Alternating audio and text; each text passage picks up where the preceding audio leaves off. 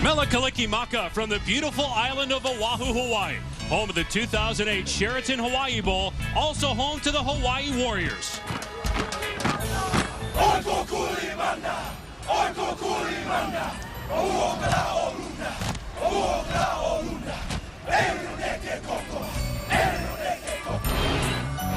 Hawaii's opponent, Notre Dame, has a wounded Warrior. Charlie Weis needs surgery on both knees. He'll coach from the press box tonight as the Irish look to snap a 9-game bowl losing streak.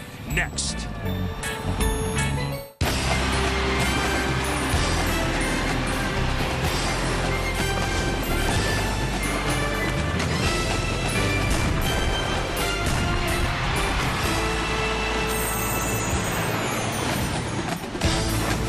Welcome to ESPN's coverage of the 2008 Sheraton Hawaii Bowl, featuring the Hawaii Warriors essentially playing a home game tonight against the 6-6 Notre Dame Fighting Irish.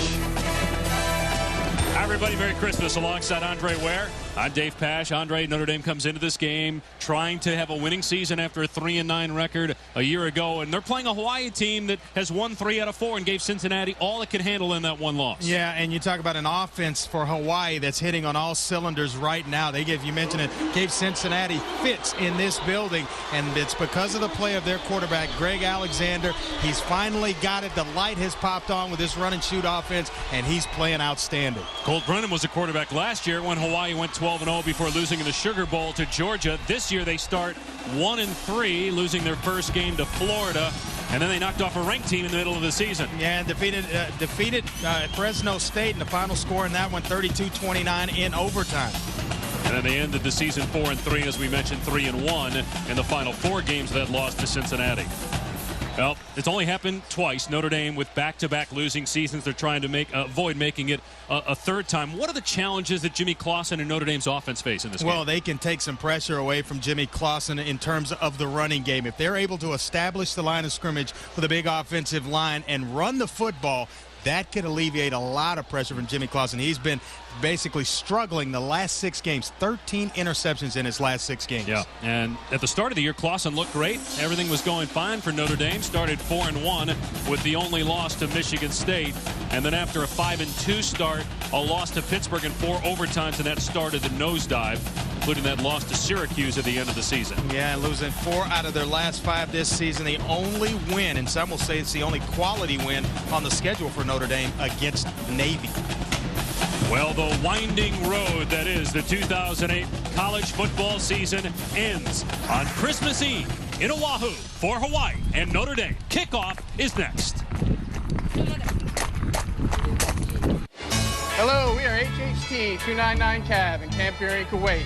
Wanted to wish our families and friends back in Hawaii the warmest aloha and happy holidays. Go Warriors!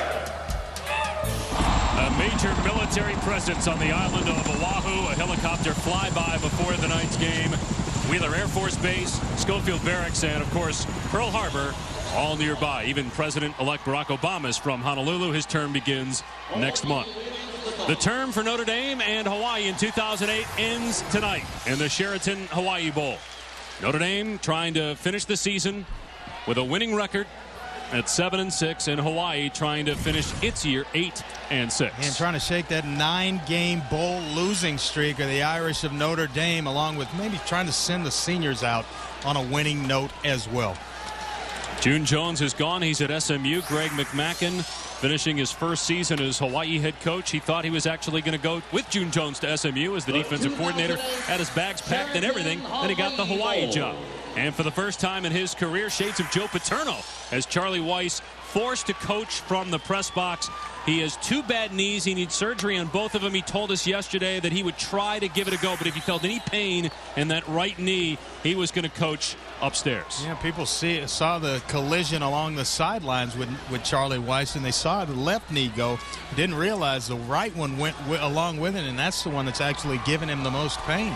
He'll have surgery 6 days from now on that right knee, and then the left knee will undergo surgery in February.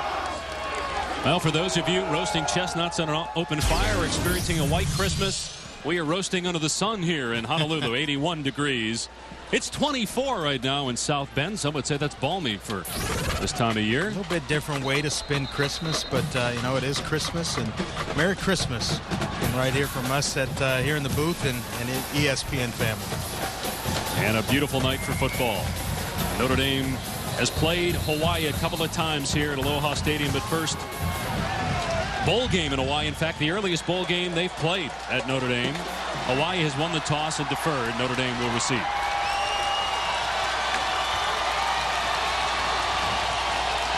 Armando Allen and Golden Tate will receive for Notre Dame. Daniel Kelly to kick it away for Hawaii.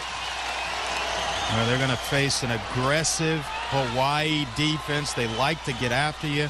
They will bring the pressure all game long. Young Jimmy Clausen, he'll see a lot of different looks. And he'll have to basically handle some things. Hopefully they'll protect him a little bit in this football game with a running game.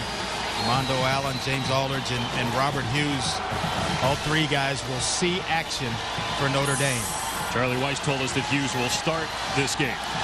As we're underway on Christmas Eve, deep kickoff, and Allen electing to take it out. And he'll just get to the 20-yard line. C.J. Allen-Jones down there first for Hawaii. Jimmy Clausen making his postseason debut. He's one of our impact players. Yeah, he's a guy that's got to take care of the football. Has turned it over as of late for Notre Dame. 13 interceptions in his last 6 games. Golden Tate, big-time receiver on the outside for Jimmy Clausen. And Michael Floyd, a dynamic freshman outside receiver. Back, he's healthy, and he is a playmaker. Had a knee injury, and he missed almost 3 games at the end of the season. But a playmaker for Notre Dame. Out on the flat it goes to David Grimes on first down.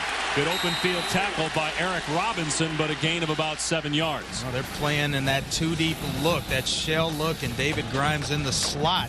When Notre Dame goes to 3 wide receivers, he's going to be in the slot, the senior, the veteran leader of that wide receiver core for Notre Dame. You see the starting lineups at the top of your screen. Clausen with 20 touchdowns, but 17 picks on the season, 8 in the last 4 games.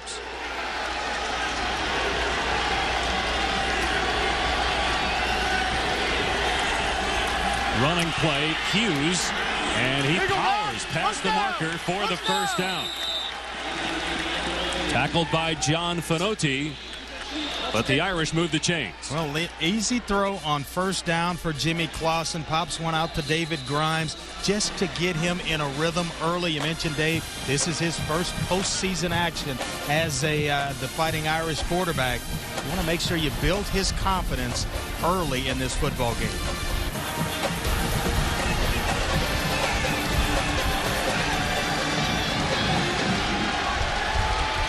They spread him out here on 1st and 10 at the Notre Dame 32. Clausen has a great arm. He can make just about every throw. And there is Michael Floyd. 47th catch. He's number 2 among true freshmen in college football this year. Well, he was the Gatorade Player of the Year in Minnesota, both his junior and senior year. USA Today first team All-American. The guy is a playmaker. He's got nice size at 6'3", 215 pounds. A true freshman and a guy that can make plays for Jimmy Clausen. They've missed him out of that lineup. Yeah, the best players at the skill positions for Notre Dame are all underclassmen. Clausen looking to set up the screen to Hughes with blockers in front. And Hughes knocked down at the 41, but a Notre Dame first down. Tackled by Desmond Thomas. Boy, Desmond Thomas, the last line of defense for Hawaii. And Notre Dame has come out and in rhythm, getting Jimmy Clausen involved. You mentioned Robert Hughes started this game averaging just under 4 yards a carry. And he's provided a nice little spark in the running game. So right now, Hawaii kind of on its heels against this Notre Dame offense. Clausen perfect. 4 plays, 3 first downs for Notre Dame. Here's Hughes on the ground. And he gets about 4 inside the 38, tackled by Adam Leonard. Yeah, this is what you thought Notre Dame would do, is come out, establish the line of scrimmage, and run the football with Robert Hughes to kind of take some pressure away from Jimmy Clausen. Mike Haywood just got the Miami of Ohio head coaching job. Congratulations to him. Absolutely. 6th black coach in college football. But Charlie Weiss calling the plays from upstairs. Weiss called them at the end of the season, and part of the reason Weiss says is because Haywood had a death in the family, missed some time to game plan for Navy, and then was interviewing for the Washington job leading up to the Syracuse game. Here Hughes goes nowhere as Hawaii's defensive front all over him. Adam Leonard hits him first, and Meatonga in there as well for Hawaii. Boy, and this is right where Hawaii wants to keep a young quarterback like Jimmy Clausen. 3rd down and long, where you can bring some different looks if you want to. If you choose to bring pressure, it's a passing situation for Notre Dame. So now you want to make sure that Jimmy Clausen's a little bit uncomfortable if you're Hawaii. Maybe see some pressure here from the Warriors. 26 sacks for Hawaii in its last 6 games. They can put pressure on the quarterback. Clausen with time to throw. That pass on the money to Tate, but he couldn't pull it in. Incomplete. It's 4th down. Well, looks like he was bobbling the football a little bit, never could really get his hands on it or bring it in. Golden Tate, a nice route. You see Jimmy Clausen right on time. You see the eyes, work in the pocket, shoots one out there. That one should have been caught for a Notre Dame 1st down. Jimmy Clausen throws it just outside and low, and you see the ball come loose just at the final second. Hawaii holds on this first drive. Moss to punt, Aaron Bain to receive for Hawaii.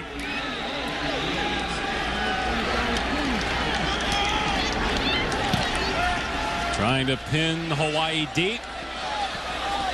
An excellent punt, and can they keep it from going into the end zone? No, it's a touchback. Sergio Brown did his best to keep it from being a touchback. Well, that was almost big for Notre Dame and a disaster for Hawaii. Almost trapped just inside their 5-yard line. Greg Alexander replacing Colt Brennan, Heisman finalist a year ago, one of your impact players. Yep, Greg Alexander's been playing phenomenal. 63% passer. He'll rely on Michael Washington, their inside slot. 56 receptions on the season. And Greg Salas, the outside guy, he provides a nice spark. 50 receptions of his own coming into this one. Not only is Hawaii replacing Brennan, but all of its receivers, including Devon Bess, who's having a fine rookie season for the Miami Dolphins, even though he was undrafted. Malcolm Lane makes the tackle, gain of about 9. You see the Hawaii starting offense at the top of your screen. Right, you mentioned it, replacing 4. And, you know, some universities have to replace a receiver here or there, but you're talking about the 4 starters, and basically that's what makes this run and shoot offense work for Hawaii. Replace all those guys as well as the quarterback. And by the way, the guy that was calling the plays, he's gone south as well. Yeah, June Jones, the head coach at SMU. And movement by the left tackle Aaron Kia. False start on the offense, number 77. That's a 5-yard penalty. Still 2nd down. Our MAC officiating crew for this game, Stan Evans, the referee. And we talked to Ron Lee, their offensive coordinator, who took over the play calling duties for June Jones. He said Aaron Kia, they had to have a big game from him against Notre Dame to provide some nice pass protection for Greg Alexander. Ron's brother Cal is the defensive coordinator, the only school in the country with brothers as the coordinators. As the catch is made by Washington for 1st down. Good throw by Alexander. Well, the only place you could really put it to have the completion. And Michael Washington, that's where they're going to go. That's where the bread is buttered for this Hawaii offense, the inside slots. Michael Washington, he's a quick player, inside slot, ideal guy for that position in terms of his stature, and he can really separate with his 2nd team all WAC this season.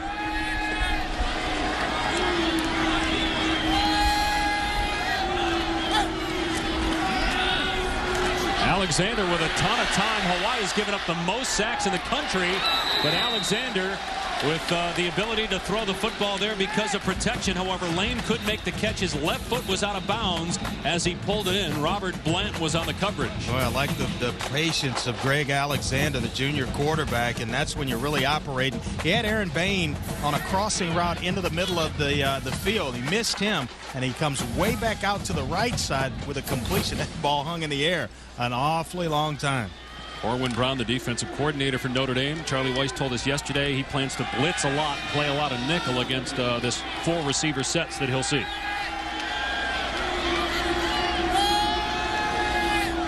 Play clock winding down. Here comes a blitz, but it's picked up. Alexander has a wide open man, but he throws it behind Polaris, who is open at midfield. Well, you talk about open. He was wide open. Notre Dame chose to bring some pressure off the edge. You see the pressure coming right here off the edge. They pick it up and give Alexander the time that he needs, but right there, wide open. Those are the ones that you got to hit. You get a few of those where a guy's running wide open in a game, a couple of those a game, you got to cash in more times than not. You see the pass defense for Notre Dame much improved the second part of the season. Hawaii led the nation in scoring a year ago, but in the middle of the pack this year. Here's Bain with a first down catch on 3rd down and long. Well, this is an offensive unit, folks, that gave up 49 sacks this year, and that's a lot in an NFL season.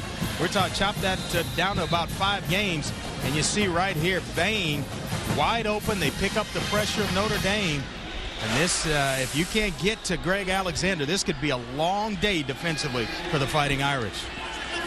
Alexander not highly recruited, despite the fact he had 71 touchdowns in 2 years of junior college, which was a national JUCO record.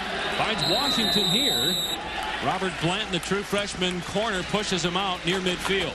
Well, what happens, Dave, is that you get these slot receivers like Michael Washington and Polaris working against linebackers. If you choose to keep linebackers, that type of personnel in the game, now you got smaller, quicker guys working against them. Even if it's zone coverage, it's after the catch type yards, the yak yards that will just absolutely kill you in a game like this or facing an offense like this. 7th play of the drive coming up. This time Notre Dame gets pressure and Alexander goes down at the 42-yard line. Sacked by Kerry Neal. When they bring pressure, and you're going to see it right in the middle of the formation and off the edges as well. Now, that quarterback clock has got to go off. You see the pressure, it's got to come out to avoid taking the sack, so you're not in 3rd and long. And, you know, all of a sudden you get to situations like this. Now Notre Dame, if they choose to, they can bring pressure again or just play and keep the football in front of you. A lot of wind here in Honolulu. And we'll see if that affects the kicking game at all. That pass almost caught. Beautiful play by Sergio Brown to knock it down as he was backpedaling. 4th down. Well, both defenses hold on their initial drives, and it looked as though Hawaii was going to have some things going on. He missed a couple of receivers. That's what you're talking about. When you miss wide open receivers, you find yourself behind the down and distance marker or 3rd down and long, where you give the advantage to the defense. You have to get that ironed out for Hawaii. Tim Grasso to punt it away to Golden Tate. And Tate forced to back up. Fair caught in between the 12 and 13-yard lines. Notre Dame with its 2nd offensive series, and we come back on Christmas Eve in Hawaii. On behalf of Starwood Hotels and Resorts, as well as the Sheraton brand and our hotel owners, Kioya Company, we are proud again to be the title sponsor of one of the best bowl games in the nation. We are honored to welcome University of Hawaii Warriors against the Fighting Irish of Notre Dame. From our hotel owners, management, and associates, we would like to extend our warmest aloha and invite you to sit back, relax, and enjoy what promises to be a very exciting game. We wish you the happiest of holidays, or as we say in Hawaii, Mele Kalikimaka. And Christmas in Honolulu, always beautiful, but we do have a golden shower here. Check this out. Boy, I'm telling you what, it's a snow of our own. Right there, you see part of Michael Floyd's helmet. It's amazing. So Hawaii, a physical defense, and they can put pressure on the quarterback. And Floyd was a little bit shaken up after that hit. He's been battling that knee injury. It's kept him out of the lineup for a couple of weeks, but they're glad to have him back. Notre Dame 75th in the nation in total offense. Here's a screen to the tight end, Kyle Rudolph. And down he goes at the 10-yard line for a loss of 3. Ryan Mouton made the play for Hawaii. Boy, this is really where the end of the field, or this part of the field, where you can really get aggressive defensively and bring a lot of pressure. And you want to take care of the football. If you're Jimmy Clausen right down here, get yourself some room to work and not turn the football over, because if you do, it's instant points for Hawaii. And Notre Dame minus 17 in turnover ratio in games away from Notre Dame Stadium this year. Second down at 13. Again, the pass to the back. Hughes this time. And he's out near the 19-yard line. They got about 9 of it back. Solomon Elamimian, co-WAC Defensive Player of the Year, lost his lid but made the tackle. Boy, a good play call there. Set up the screen nicely for Hughes, and he turns it into positive yards. Now you get yourself to 3rd and medium with a young quarterback, and you're just looking to convert for a first down. Get that room that we're talking about so that you can go back in to your nice offensive package to really start this drive. Now you're kind of playing to protect yourself.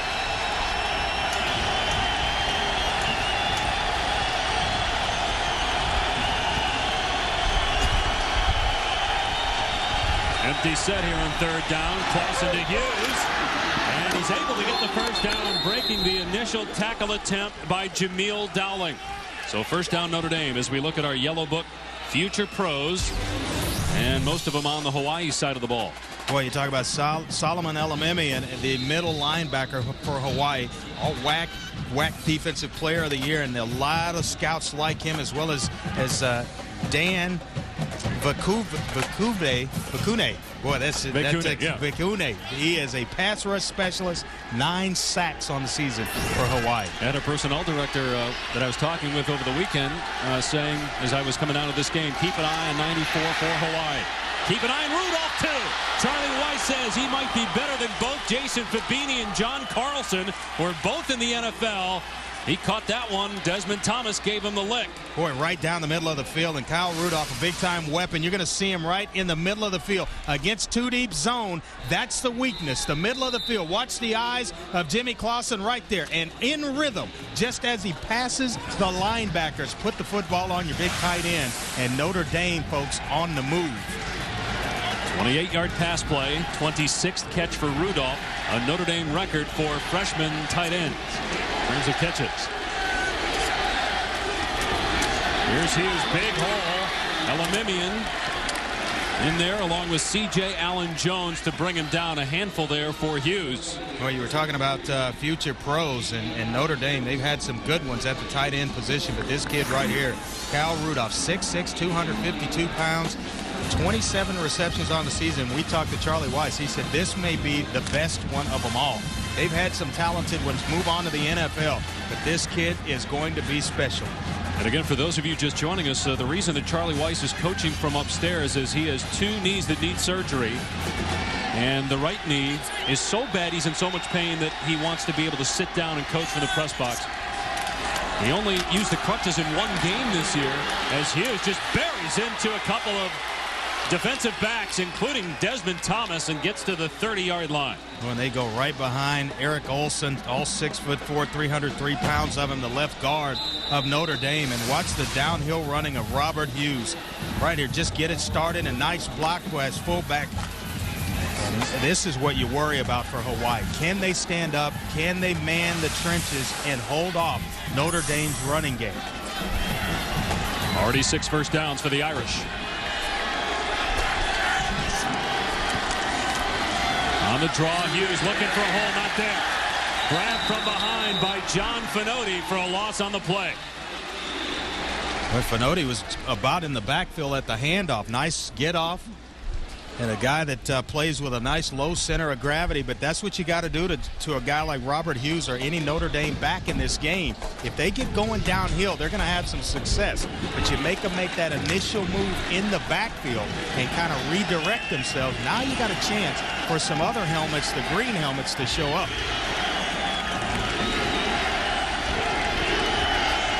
To James Aldridge in the game for the first time at running back. Clausen fakes it to him. Surveys the field and finds Tate, breaks a tackle. Flag down. Tate gets a block from Grimes. And pushed out of bounds inside the 5. Well, we told you Golden Tate was a playmaker, but this one may come back. It's right in that area of holding on Notre Dame, so we'll see.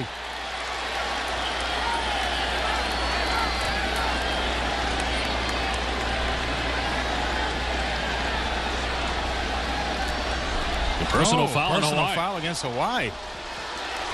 Well, Charlie Weis will like that call. He was telling us yesterday one of the reasons he didn't want to be upstairs was because then he couldn't yell at the officials. He says, I'm not a screamer. I don't scream at my players. I consider myself a teacher. But he said the officials, I do yell at them. He was in a pleasant mood yesterday. He was. I mean, with all the pain that he's in and, people talk about him, I think he's misunderstood sometimes. He was in an absolute perfect mood yesterday. You see what he's done the last 2 years. And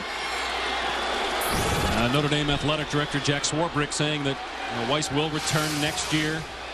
But obviously Notre Dame has to be much improved for Weis to stay on.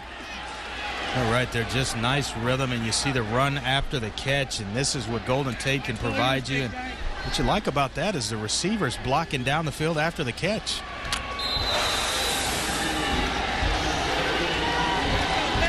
Well, Hawaii, you want to play bend but don't break here. Just hold Notre Dame to a field goal attempt. Well, they did bend. We'll see if they break. First and goal.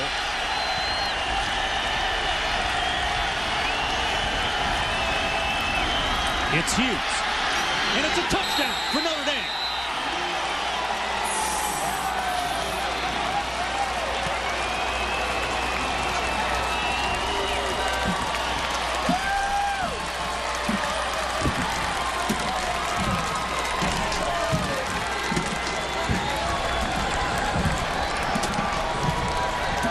This is uncharted waters for Hawaii. They outscore. Usually they're the ones scoring first. 85 points to 57 against their opponents. They're usually the ones doing the damage early in the first quarter. 87-yard drive that started with a 3-yard loss on the first play from scrimmage of that possession. Point after is good by Brandon Walker. Notre Dame on the board first on Christmas Eve here in Honolulu.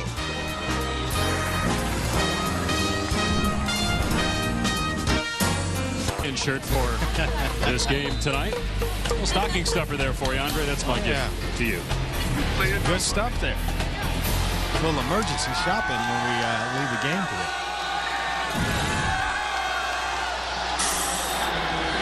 Notre Dame kicking off after the touchdown. There's Torres on the return. And tackled near the 27-yard line. Kind of uncharacteristic of Notre Dame because they led the nation in kickoff coverage. A fast-paced first quarter. Yeah. On a day where a lot of people take it slow here in Honolulu.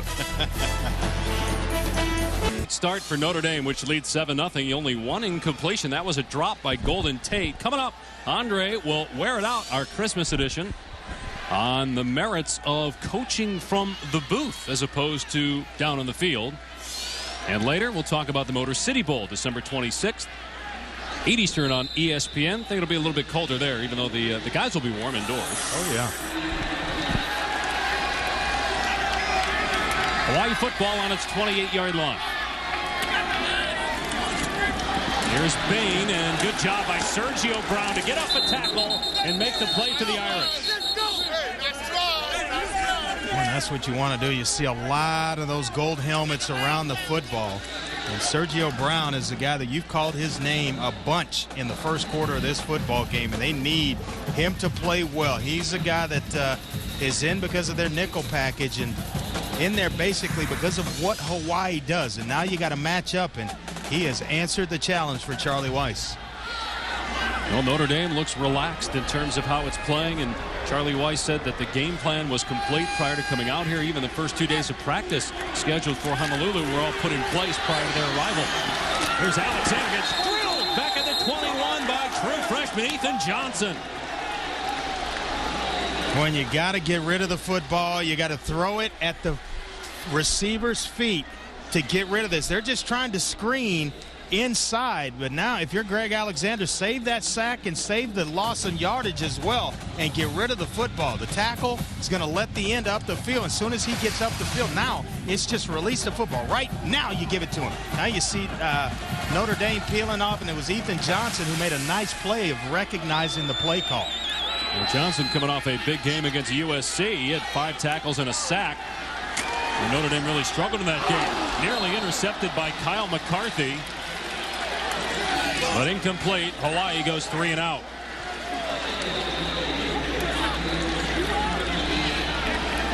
McCarthy is a good player. Had an interception in the 3rd quarter against SC, and you see that right there.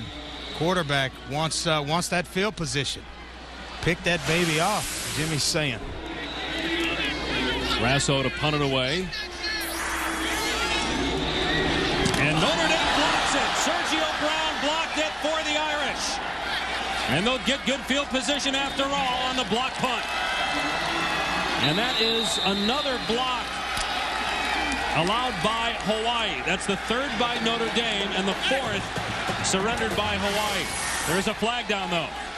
Gets him right up the center of the formation right there, and he gets to the punter's foot, and you don't want to get all the way there. You want to catch it just as it's coming off the punter's foot. Excellent job by Sergio Brown. Let's see what the penalty is, though. Notre Dame's backing up. After the play was over, unsportsmanlike conduct on Notre Dame, number 31. That's 15-yard penalty from the succeeding spot. Notre Dame football, 1st and 10. Well, he might be a little happy that Charlie Weiss is in the press box right now. But just keep watching his movement.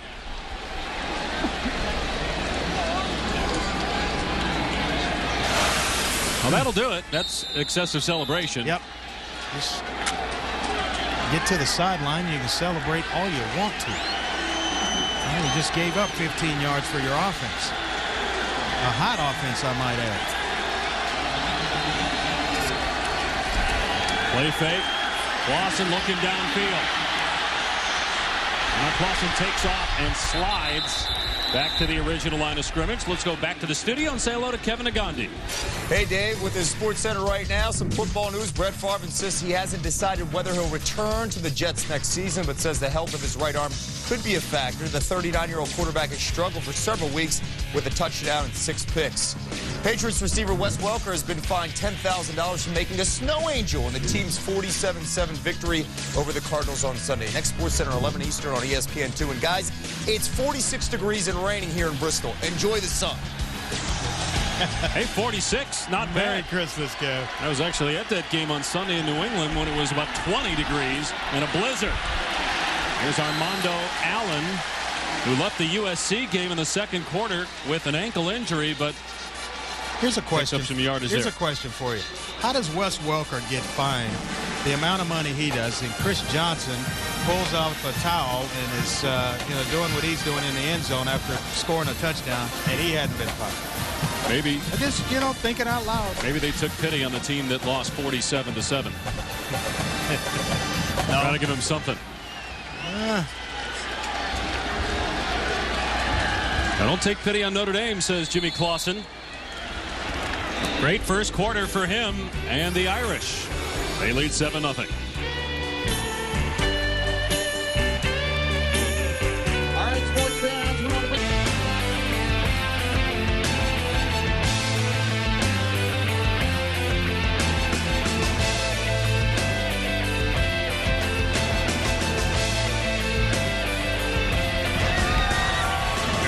Happy holidays to you and yours. From all of us at ESPN, Notre Dame 7, Hawaii 0 as we start the 2nd quarter. The Irish relaxed during the week, but fired up before the game, and didn't seem to be the same for Hawaii as we were watching in warmups. No, I'm a pregame guy, and it just seemed as though Hawaii just kind of meandering around a little bit and just didn't seem to have much energy. And Notre Dame had a little bounce, a little pep in their step. And I think it's showing early in this football game. Only one incompletion by Clausen, and that was a drop. Handoff to Allen on 3rd down and 5. Curious call there to run it. They lost yardage, tackled by Adam Leonard. I guess that's a chess move that Hawaii was a little prepared for. Had a lot of guys around the line of scrimmage and maybe trying to catch him thinking pass. Hawaii does an excellent job of forcing the punt. Maybe this is maybe that's the wake-up call that this Warrior football team needed. Well, this is unusual territory for Charlie Weis, being upstairs because of the knee problems. He has not coached from the press box since his days with the Patriots when Drew Bledsoe was the quarterback. When Tom Brady got the opportunity because of the injury to Bledsoe, Weis went downstairs and continued to call plays from the field. Aaron Bain on the return, tripped up by Sergio Brown, who had the blocked punt, and the subsequent penalty makes the tackle at the 18-yard line. Capital One Bowl Week continues with the Motor City Bowl Friday night on ESPN. Two of the country's more unheralded quarterbacks, Rusty Smith of Florida Atlantic, Dan Lefevre of Central Michigan, all part of Capital One Bowl Week Friday night, starting at 7:30 Eastern Time. Boy, Dan Lefevre, excellent football player. We got a chance to see him last year in that Motor City Bowl, and he did not disappoint. Well, Jimmy Clausen is not disappointed so far for Notre Dame. Irish have dominated this game yardage-wise, but only leading 7-0. And taking off Greg Alexander. And he gets about 4 or 5 yards. Tackled at the 23.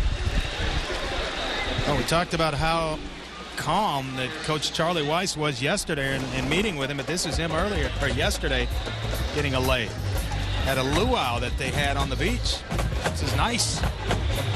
You see the crutches there. Charlie came into our meeting with him yesterday and could barely move. And he said he's really looking forward to getting that right knee operated on in about 5 days. And then the left knee will be operated on in February. And said he may have to coach from a golf cart for the entire spring practice. On second down, that pass tipped at the line, incomplete.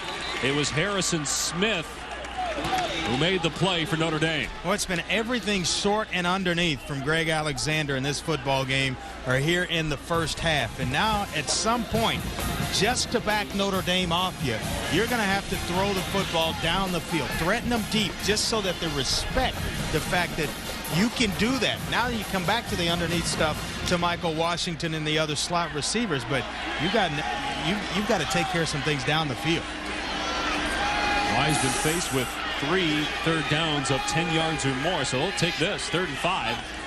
They're 1 for 3 on those conversion attempts, and in trouble, the quarterback Alexander, and he somehow gets out of there, and then he ran into his own man. He ran into David Farmer, and then Ethan Johnson caught up with him for his 2nd sack of the game. Boy, he was dancing, and defensive backs were trying to get there to help get to Greg Alexander, and Aaron Bain along the sideline over here to his left is wide open. You get this many shots at getting rid of the football, you know what? Raise up and throw it about as far as you can into the stands. Don't take that sack. Hawaii gives up the most sacks in the country. The last punt by Grasso was blocked. Gets this one away. Tate fields it at the 38, spins out of the tackle, and up to the 47-yard line. Brought down by Tyson Kefensis. Again, decent starting field position for Notre Dame, but right now only 7 points to show for it.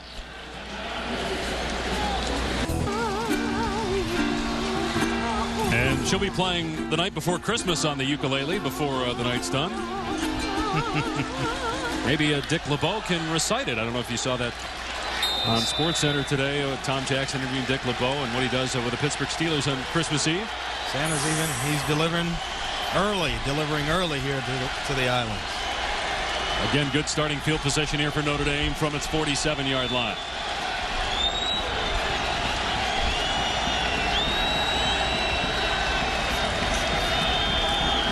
Allen, big hole, and it closes after he got the first down to the 42. So time now for our holiday edition of Wear It Out. Let's talk, Andre, about the merits of upstairs versus downstairs for a play caller. Well, a lot of offensive coordinators or defense coordinators, they like to go upstairs. You can see the entire field, and there's some advantages to that as well. Being on the sideline has its advantages in terms of a coach being able to interact with players right away, right as you come off the football field. I personally, as a player, former player, loved it when the coordinator was right there, and if you had questions, you could go right to him. Again, first time Charlie Weis has done this in some time as Grimes makes the catch and gets about 6 or 7 yards. Last time was when Drew Bledsoe was a quarterback with the Patriots. He gets hurt. Tom Brady goes in. The rest is history. But all the success for Charlie Weis there was standing next to Tom Brady. Right next to him, and he was a young football player who needed that interaction when he came off the field. And Charlie Weis was right there to talk to Tom Brady. And you know what he said? If it wasn't broken, we weren't going to fix it. So we started winning football games that way, went on to win a Super Bowl, and he stayed down on the sidelines. Now, what about the fact that, yes, Charlie Weis is calling plays, but Mike Haywood, the offensive coordinator, is still on the field today? Well, that's the interaction you get. You can come still talk to a guy on the sideline if you're Jimmy Clausen. Right. If something you have questions, Mike Haywood is still there, who has called plays this season for Notre Dame. So you have that interaction, or you have get those questions answered right away as you come off the field. Charlie Weis told us yesterday when we talked to him, he already has in mind the guy he's going to bring in to replace Haywood. It's certainly possible some of these Notre Dame coaches will join Haywood at Miami of Ohio, where he is the new head coach. Congratulations to him. But Charlie said he's going to go elsewhere to bring in a new offensive coordinator, yet we got the sense Weis would continue to call plays. This was the first year that he had given up that play calling. It's kind of one of those wink-wink type answers from him. I get the feeling that Charlie Weis will be back on the sideline and calling plays for Notre Dame next season. Clausen hit Grimes off his hands, incomplete. Well, you don't see that from David Grimes much, the senior receiver. And nice throw. And you see right here the guys that are handing over the reins of their play calling. Steve Spurrier, Jeff Tedford of Cal, and Ralph Friedgen of Maryland. Former play callers that have since passed on the reins. I don't know how long that experiment's going to last with Coach Spurrier either.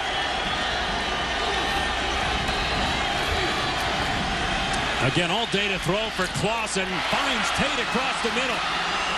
Inside the 15-yard line.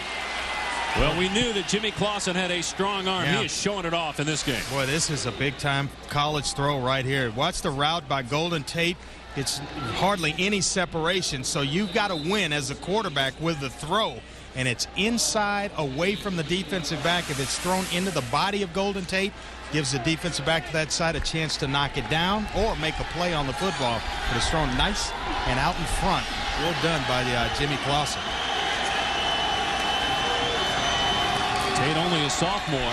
Goes again on a 1,000-yard season as Clausen goes to the end zone for Grimes. Great catch! Touchdown, Notre Dame!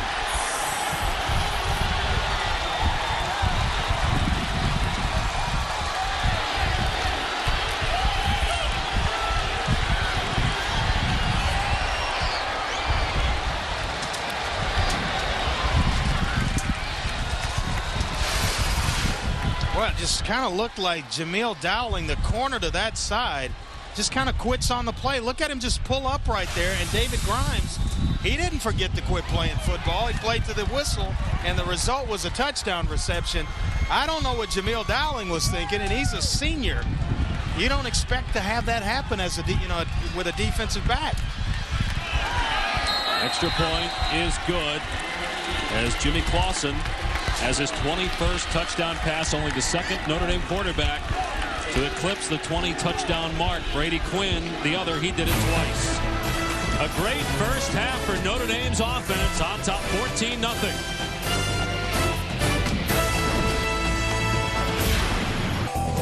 Dole plantation. You know, there's 120 different kinds of pineapple throughout the world, but only one grown in Hawaii, and it is delicious. Well, I got a hold of some this morning that was just as sweet as I've ever tasted. Unreal. Great coffee here in Hawaii as well. Notre Dame off to a 14-0 start on Hawaii, essentially a road game for the Irish. And Hawaii has won this game 3 straight times. They've had a lot of success playing in this bowl game. They better wake up, because Notre Dame is very much in rhythm, both offensively and defensively.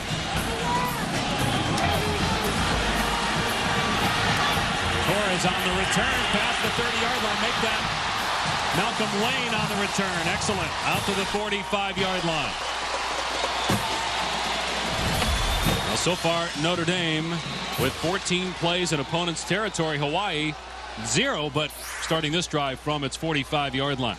You know, you commented about Hawaii looking not looking flat in warm-ups. Notre Dame looked fired up, and they were very relaxed. Do you think there's something to getting away from South Bend and away from the week-to-week scrutiny they face? Well, I think Charlie Weiss put it in perspective for us yesterday. He said that their body of work was done before they got to Hawaii, so it allowed them to be relaxed, and they're certainly playing that way. That pass tipped and nearly intercepted on 1st and 10. This is the Irish during the week. We're having some fun at a water park, and he mentioned that barbecue they had on the beach, just the team members. And, just loose, having fun. He said, you know what, if I were a player, I wouldn't want to be bottled up in a hotel room and not having fun. And you got to loosen up. They'll focus on game day, which it seems has been the perfect solution or formula for Notre Dame.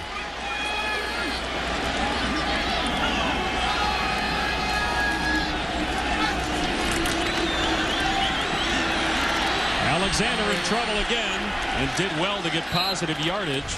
Still haven't run a play in Notre Dame territory. They're now faced with a 3rd down. There comes a point in time, Dave, when a quarterback, when he's getting a tremendous amount of pressure, and he stops reading coverage and starts looking at the pass rush. I think Greg Alexander has arrived at that point, and it's somewhere that you never want to get to as a quarterback, because you need to keep your eyes down the field in order to locate open wide receivers and not at defensive linemen that are in your face. You've got to just block all that stuff out and play football. Here comes a blitz. The screen pass thrown right at the blitz, and extra effort by Greg Salas for the Hawaii 1st down, and then a penalty flag comes in late. A flag thrown downfield after the play. Well, they've been mixing it up and in the grill of each other, the face mask to face mask, for the last couple of downs here. Both a couple of defensive linemen for Notre Dame and offensive linemen for Hawaii. So this may go against both teams.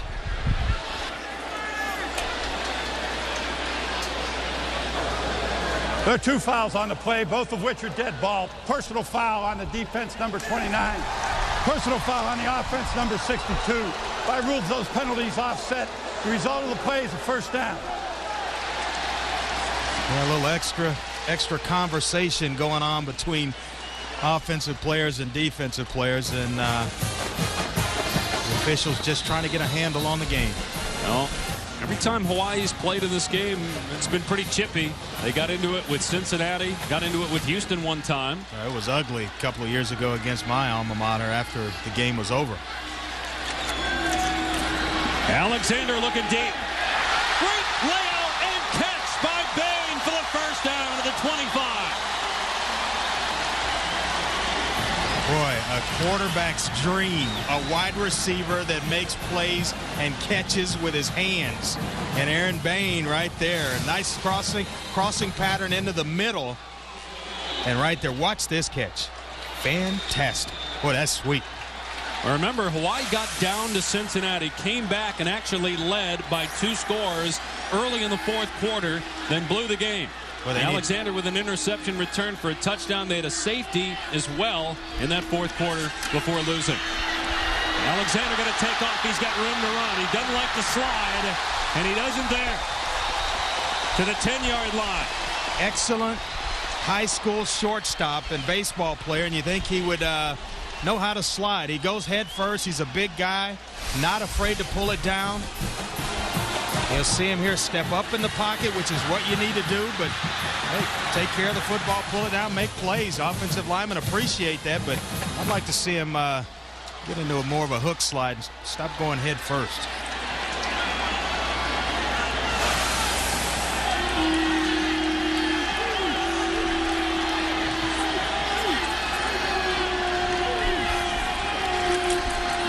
Another pass play. Alexander finds Bay, breaks the tackle, touchdown!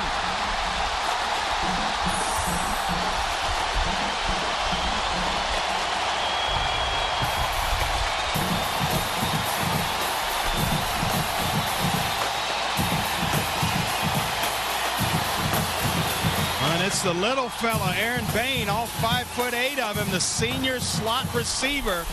Made a nice grab on an in route earlier in this drive that kind of lifted the energy level of this Hawaii football team, and then they're dancing along the sideline and getting himself into the end zone. This one may be reviewed. Yeah, they're going to look to see if Baines stepped out of bounds after he broke that tackle. The previous play is under review. They're going to look again and see if he stepped out before the ball crossed the plane of the end zone. We'll take a look along with the fans here, and he's just kind of tight roping the sideline. He is in the end zone, ladies and gentlemen. This one will be 6 points, and a nice job of doing so. David Bruton, a tri-captain, missed a tackle that results in what appears to be a score. You know, that's just wanting it right there. Knowing where you are on the field and competing. And that's what you want from guys in this type of setting. You're down 14-0, and you need somebody to make a play. And Aaron Bain in this drive actually made 2 plays for Hawaii. Well, in talking with the Hawaii coaches, they say there's more than a game that's at stake. As the fans just saw the replay on the Jumbotron, the Hawaii coaches feel as if this game is for the state of Hawaii for a lot of reasons, the economy, but also the fact that they're playing Notre Dame. And they've watched. After review, video confirms the call on the field, the touchdown. They've watched this football team last year against Georgia in the Sugar Bowl, against Florida on the road where they traveled all the way across the country, and then Cincinnati coming in here stealing one in the 4th quarter. Now the next name opponent, Notre Dame, shows up, and fans are into this one.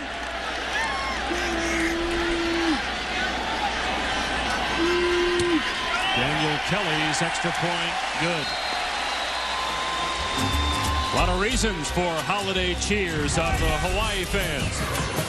On Christmas Eve, Hawaii back within a score.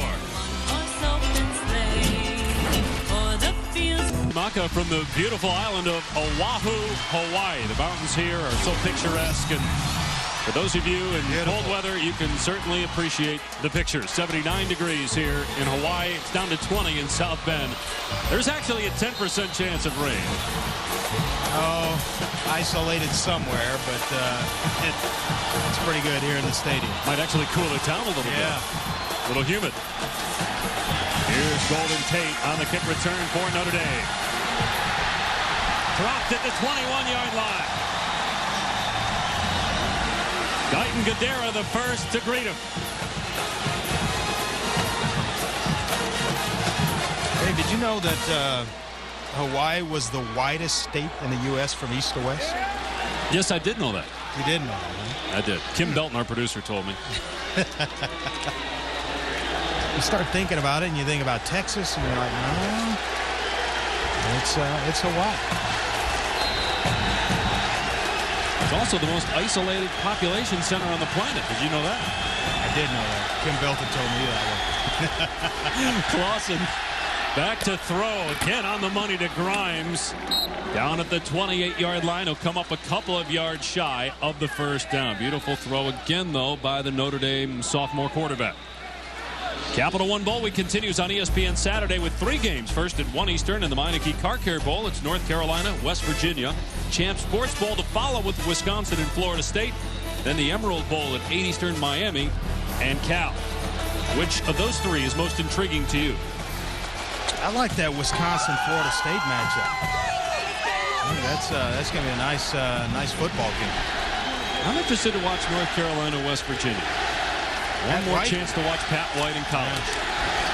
Ronald Hughes gets the call. He's going to be close to the first down. We'll see where they spot it on forward progress. Adam Leonard, first-team all-WAC performer, along with Solomon Elamimian, made the stop. You're talking about Pat White. He's one of my all-time favorite ever college football players. Just a gentleman, a student, and just a fantastic person away from the football field. Ryan Moots on first-team all-WAC. Also an excellent return man, banged up for Hawaii.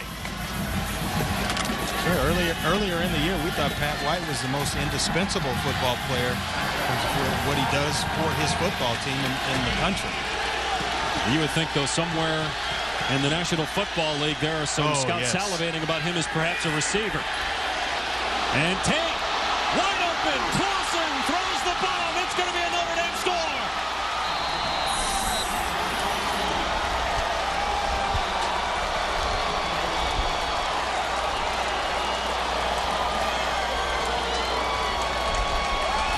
Well, throughout the course of this season, we've had the opportunity to see a few players grow up right before our eyes.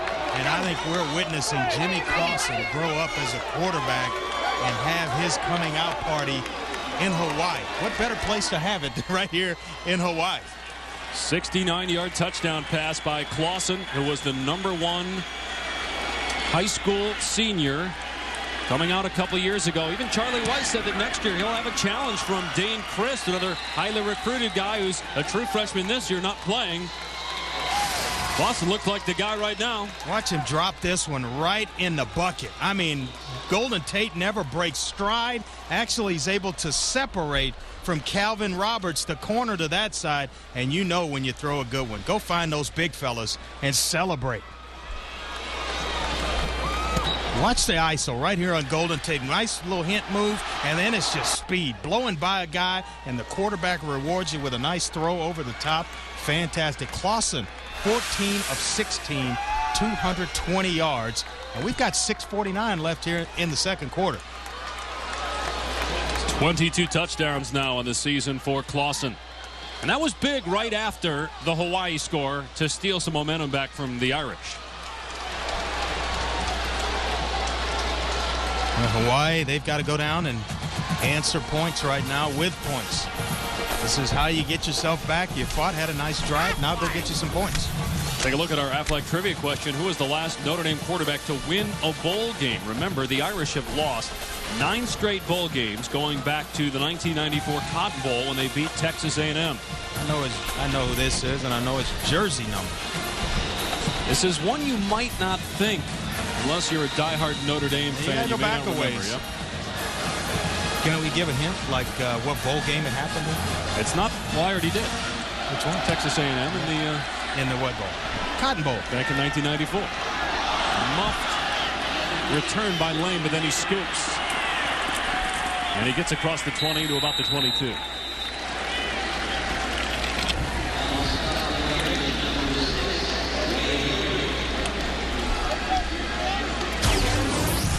Well, so far today, Hawaii struggling offensively until that last possession when Greg Alexander made some plays with his arm. Yeah, and made a few with his legs as well, pulling it down, scrambling for some positive yards. And his receiver, Aaron Bain, competing for him. They're going to need much of the same to keep pace with Notre Dame.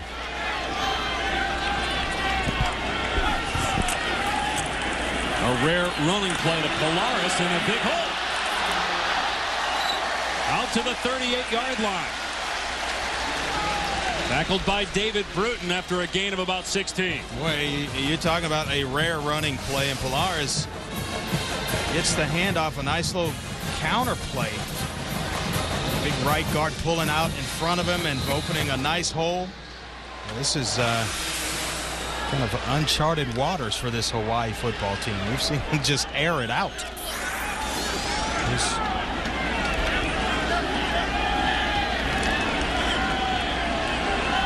It was actually Ron Lee, the offensive coordinator, in his first year, spent the last 9 years as the wide receivers coach. Here's a shovel pass to Polaris.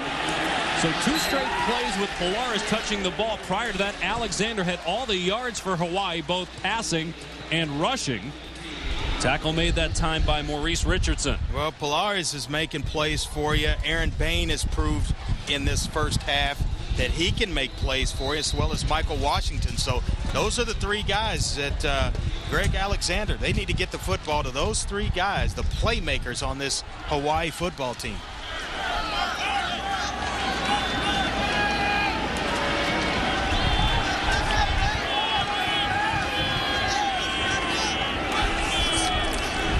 Pressure coming, and Alexander's pass right there to Salas. He stepped out at the 50, but he got the first down. As again, Notre Dame sends Harrison Smith on the blitz. Boy, that's plenty of off-season work right there in spring practice as well as fall practice. Watch the lick that Greg Alexander's going to take, but he's in sync with his receiver and finding a way to get the football out and complete the pass to Greg Salas. Nice timing and knowing where your receiver is at the precise moment in order to complete that one. And if Notre Dame continues to get burned, bringing that 5th and 6th guy, by Alexander, they may go away from that. Well, you love blitz in this offense, trust me, because if it jailbreaks, nobody to catch up with. Nice play by Richardson on the shovel pass. Minimal gain there for Kealoha Polaris.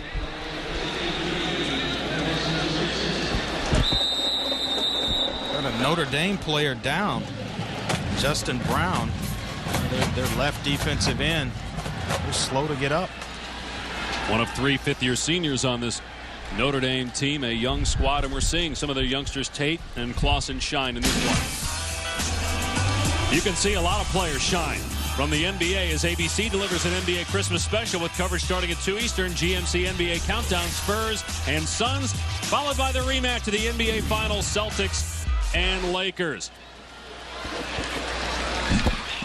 19 straight wins for the Boston Celtics. They beat the Lakers in 6 games last year, their first meeting this season since that finals a year ago. And now a lot of people not convinced with the Lakers defense, but everybody seems to be convinced except maybe the Cleveland Cavaliers and the Boston Celtics. Yeah, when you talk about Boston, 19 in a row now that they've run their winning streak to, and I don't see them missing a beat on Christmas Day.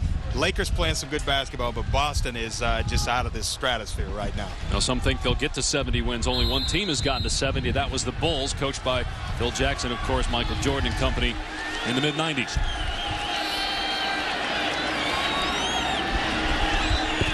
A windy evening here in Honolulu. It's picked up a little bit. Alexander goes down again. Sacked at the 41-yard line. Man, you've got to throw the football away. If there's a wave of defenders coming at you and you sidestep one, the ball has got to leave your hand. Otherwise, you're going to continue to do this. And now I'm starting to see why 49 sacks pops out at you in the regular season for Hawaii. You got a guy that won't get rid of the football, you're going to take a lot of sacks. That was Steve Quinn who got the sack that time for Notre Dame. And what that sack does is get you 3rd and 15 or 16, and it's almost impossible to complete that. Makes those big guys up front a little ticked off, too. 4th sack allowed by Hawaii. Pressure again. It's picked up. Alexander unloads, underthrown now and intercepted. David Bruton with the pick, and he's got some blockers in front. And then he passes the ball, laterals it to McCarthy. Flags down, and McCarthy gets an extra 10 yards after the lateral to the 50-yard line. Maybe a block in the back with this couple of flags that are down here, but you talk about playing loose. Notre Dame's playing a little loose. Bruton might be glad that Charlie Weiss is upstairs. Yeah. After electing to lateral as he was going down, and Bruton actually got hurt on that play. Again, Weiss with 2 injured knees, needs knee surgery, and that's why he's coaching from the press box for the first time. You see Bruton there with a little cramp going on, but it's a heads-up play, but it's safe. During the return, illegal block below the waist by Notre Dame. That's a 15-yard penalty from the spot of the foul. Notre Dame retains possession of the ball. First down. It's 3rd down and 18, and it's about as good as a punt when you hang one up like that and it's picked off. But now you don't want the return yardage if you're Hawaii. Take a shot down the field. Actually, you talked about it, some wind, and I think they're going into the wind. Boy, this is playing daredevil here a little bit, knowing exactly where your teammate is. Flip one back, get you a couple of extra yards. Maybe that pass got impacted by the swirling winds. It hung up there, and Alexander certainly has a strong arm, but it was well underthrown. Now Jimmy Clausen back to work, having maybe his best day as a collegiate. And he throws another strike. Kyle Rudolph into Hawaii territory to the 43.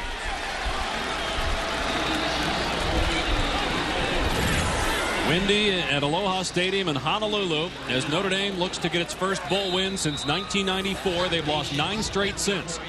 With Andre Ware, I'm Dave Pasch. What a showing by Jimmy Clausen. Clausen's thrown for 244 yards and 2 touchdowns, and we have not even played a full half. And they're playing that cover 2, soft 2 zone, and he is just wearing them out in the middle of the field. When they get out of it, he's going to the outside where the one-on-one matchups occur. He is in tune with what's going on. Here's Kamara. And again, good yardage, most of it coming on the run after the catch, gain of about 8. Adam Leonard pushed him out. Let's go back to our Affleck trivia question. The last Notre Dame quarterback to win a bowl game. We mentioned it was 94, the Cotton Bowl against Texas A&M. You think you got it, right? You think you know it? I think I know it. After this play, we'll give the answer. That's not Ron Paulus. That's what I thought, but it's not him. He is, by the way, on the Notre Dame coaching staff. Here's 2nd and 2. Clausen going deep. Jump ball for Floyd. And he got it, and then he lost it at the last second. He had it, and then it came out as he hit the ground, incomplete. Well, I like the effort because it was great coverage by Jamil Dowling, the corner to that side, and this is going up, climb the ladder, try to retrieve the ball at its highest level. Dowling misjudges it and gives Michael Floyd an opportunity to come down with it, and it looked as though he was going to come in, reel in a touchdown reception, and it squirts itself out at the last second. I like the jump ball there with a guy 6'3", huh? Yeah, he's a playmaker. Boy, they miss him. He was out with that knee injury. 2 games with a knee injury. Big 3rd and 1 here. Hawaii needs to come up with a play. And they do at the point of attack as James Aldridge gets clocked by Ryan Mouton, who's back on the field. We'll see if Notre Dame elects to go for it here on 4th down. 2:43. You've got a 21-7 lead just before halftime. No doubt where the football is on the 35-yard line or just past it. No doubt that Charlie Weiss is going to go for it here. And I agree totally.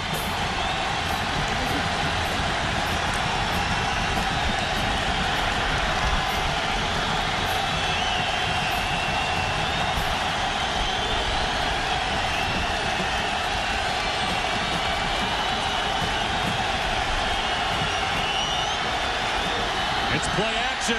Clausen in trouble. Airs it out. Rudolph got free. Pulled it in. 1st and goal, Notre Dame.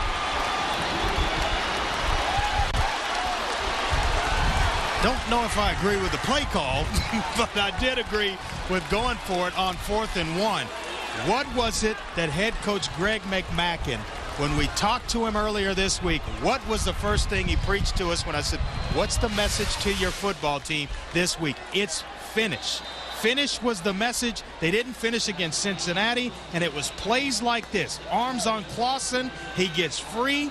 Now he's got his tight end, Kyle Rudolph, down the sideline. Defensive backs are looking back in the backfield. Receivers running behind them and not making plays and finishing plays for them. And a timeout called by Notre Dame. You know, we talk about the benefits of bowl games. Take your pick in terms of what we put up at the beginning of the game. The extra practice time, confidence for the young guys, a great way to go out for the veterans. Everything from a Notre Dame standpoint is beautiful right now. Back to the Affleck trivia question. Brady Quinn was 0-3 in bowl games, granted a couple BCS bowls when they were not the better team and lost. Ron Paulus was 0-2. I actually thought that he was the one, and it was Kevin McDougal. Kevin McDougal got it done against the Aggies in the 94 Cotton Bowl. But the way Jimmy Clausen's playing right now, he's getting it done today. Notre Dame's going to end that 9-game bowl losing streak.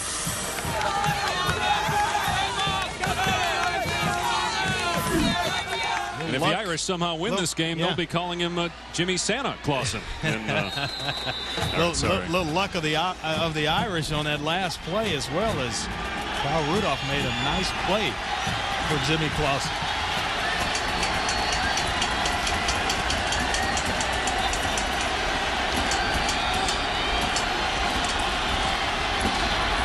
Hughes trying to get to the outside. Great play in the backfield by Adam Leonard. First team all-WAC linebacker the last 2 seasons.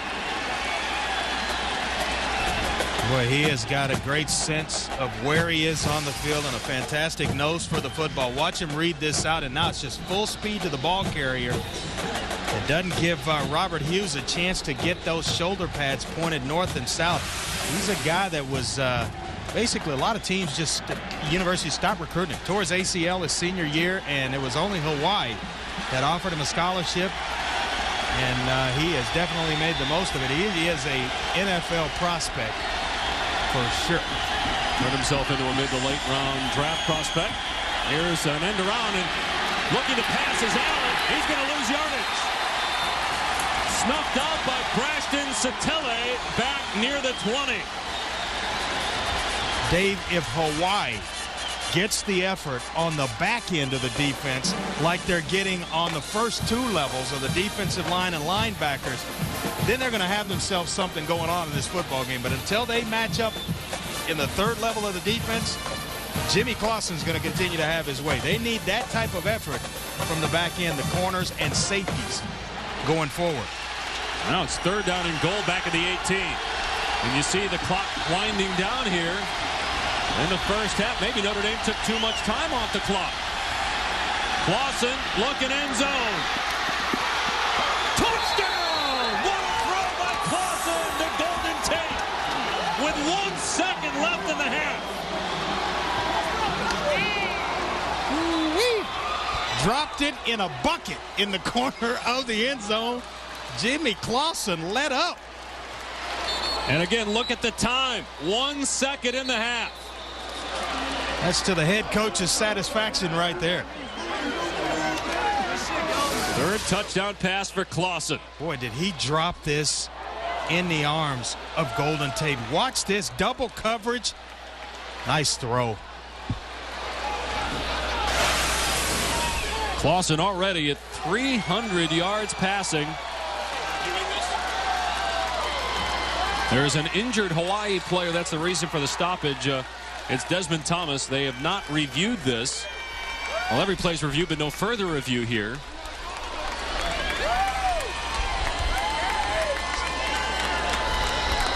Boy, I've heard of being hot in a football game, but Jimmy Clausen, I need a fire extinguisher. Put him out.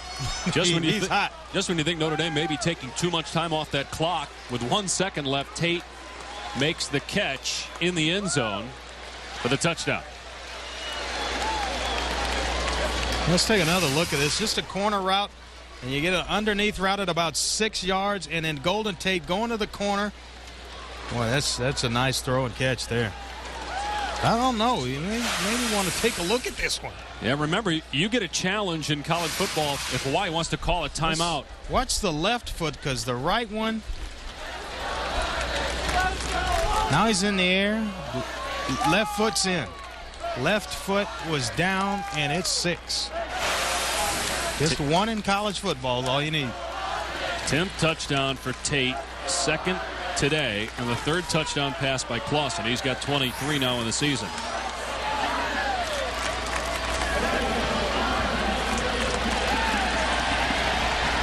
And Tate with 137 yards receiving. He's over 1,000, only the 5th Notre Dame receiver to do it. Jeff Samardzija did it twice. And now they are going to review this, but as we showed you, it looked like Tate's left foot hit first before the right foot, which was indeed out of bounds. Right now, it's a 20-point lead for Notre Dame. Back in a moment. Notre Dame tacks on the extra point. Hawaii did challenge it, and the ruling on the field stood as a touchdown. Yeah, watch Golden Tate. The left foot right there is down, and that's the one the officials saw when they elected to look at it, and it was a Hawaii challenge. It kind of forced the officials, and I think the risk is worth the reward if you're Hawaii. Going into halftime, you take a shot at maybe, just maybe, he didn't get the foot down. How about that drive for Notre Dame, Andre? A 29-yard pass on 4th and 1, and then 3rd down and goal from the 18. A touchdown pass with 1 second to go to Tate. Well, you know what? If I'm Greg McMacken, the head coach for Hawaii, it's the defensive backs that you got to talk to at halftime. I mean, they're giving up too many big plays.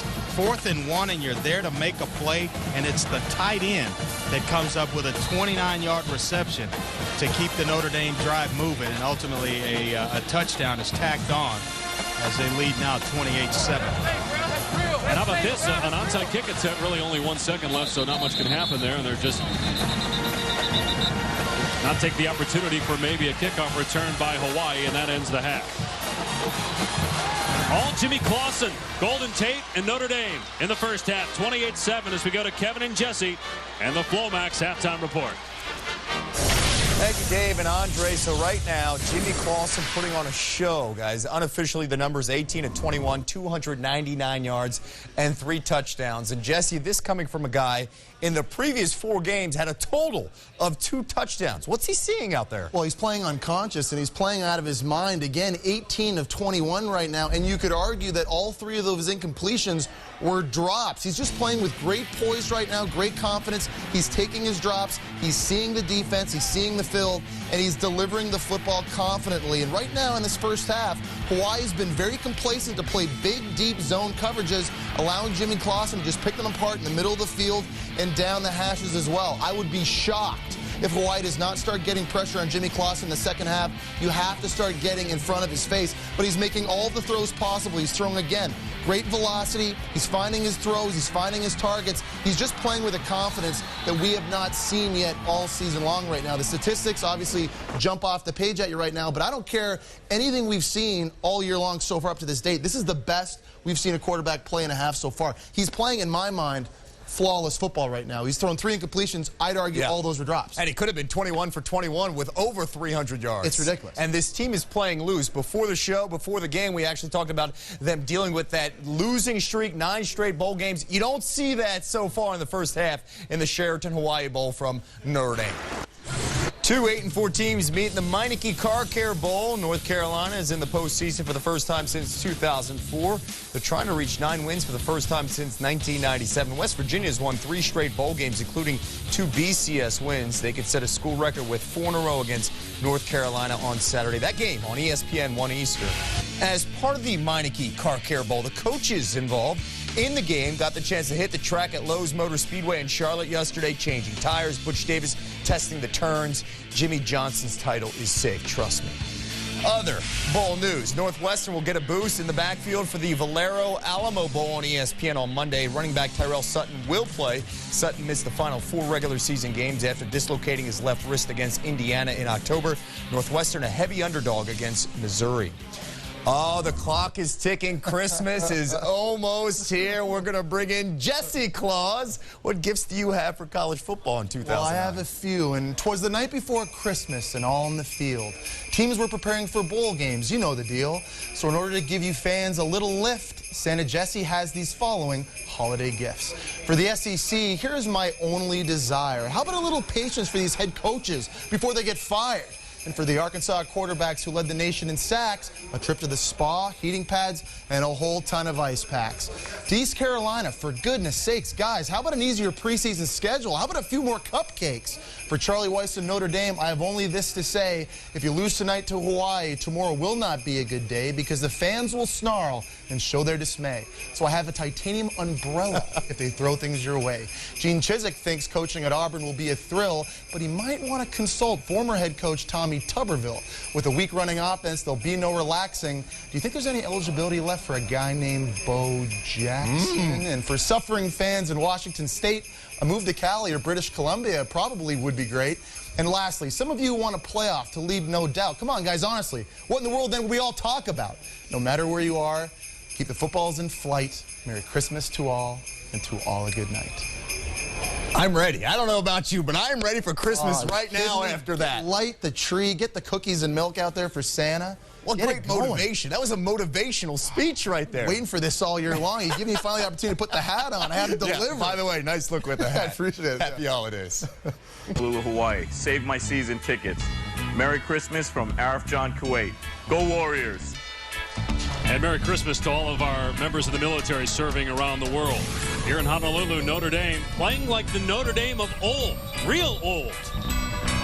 But don't forget, man, we're going to get them on the run. We're going to go, go, go, go. And we aren't going to stop until we go that goal line. Jimmy Clausen with 300 yards passing, 3 touchdowns in the first half. And Notre Dame wearing names on the back of their jerseys for the first time in 20 years as well. It was a great first half for the Irish. I tell you what, it was turning back the clock for the Irish, and Jimmy Clausen has delivered in a big way offensively. The 3 touchdown passes that you mentioned, over 300 yards. He's been phenomenal.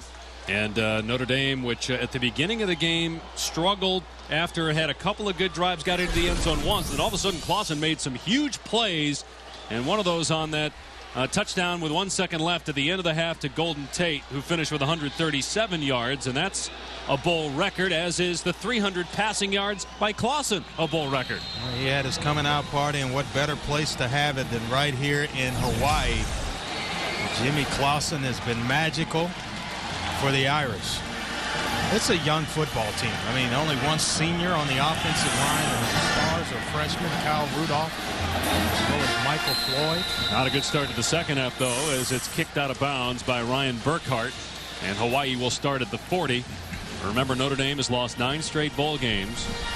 Hawaii has been behind at home before this year, and they could score points. Well, that's the thing about this run and shoot offense. I mean, when you're in the run and shoot, you don't worry about generating points. It's just kind of getting a rhythm, and the points will come for Hawaii. If they're able to develop a rhythm in the second half of this ball game, they'll make it interesting.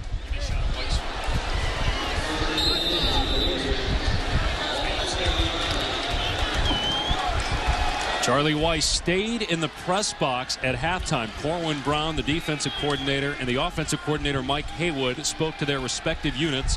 Again, Weiss with 2 knee operations upcoming, and so he's had a lot of pain and wanted to stay in the press box to coach this game. First play for Hawaii is a first down. Aaron Bain into Notre Dame territory to the 44. Well, we talked about getting the football to your playmakers, and Aaron Bain scored the only Hawaii touchdown in that first half. And look at these numbers. Average yards per play, 9, and 5 of 20 yards or more for Notre Dame. Yeah, this is a team, Hawaii, that averages 245 yards passing. That's down from a year ago, but look at that, just 86 yards in the first half. Notre Dame 75th in the country in total offense entering this game. And that pass thrown in the dirt, and then it popped up into the air and incomplete. I think it hit the shoe of the intended receiver, Polaris, and then it was almost caught by a lineman. Well, right now, it's just tough times for Hawaii. And you see here, this is a screen pass. Nice little underneath screen. They're trying to get it to Aloha Polaris. And that one just kind of bounces up. He felt the pressure, and you just kind of throw it at the feet. But you're not trying to hit him in the shoe and have it popped up and have a lineman become the recipient.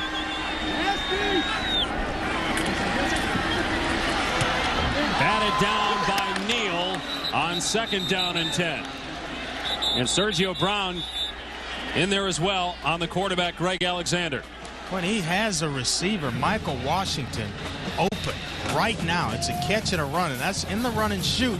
You get a lot of those yards after the catch, and you've got a receiver wide open. You know, you've got to give that one as well as just the shorter routes when they're catches, short catches. But, you know, you allow slot receivers like Michael Washington to make plays for you.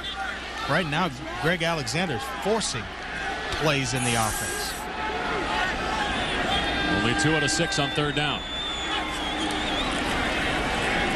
Pressure coming again. Alexander going down again. Sacked in Hawaii territory by Darius Fleming. I think Notre Dame likes to have the names on the back of the jerseys. Well, Charlie Weiss told us in this nickel defense that Darius Fleming was going to get a lot of playing time, and he's making the most of it. Moved him down and inside. He's been causing problems most of this game, and finally gets to Greg Alexander. 5th sack by Notre Dame, and Hawaii blows an opportunity after, on its first play, getting into Irish territory. Grimes muffed the punt.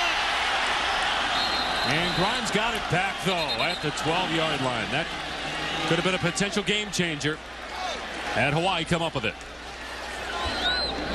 Capital One Bowl Week continues on ESPN Saturday. 3 games starting at 1 Eastern, the Meineke Car Care Bowl. West Virginia, North Carolina, followed by Wisconsin and Florida State at 4:30 Eastern to the Champs Sports Bowl. And then the Emerald Bowl at 8 Eastern, Miami and Cal. Randy Shannon coming all the way out west to the Emerald Bowl to face Cal, which is just a hop, skip, and a jump for the Cal Golden Bears. Jimmy Clausen back to work, 300 yards, only 3 incompletions in the first half. They'll run the ball at Hughes.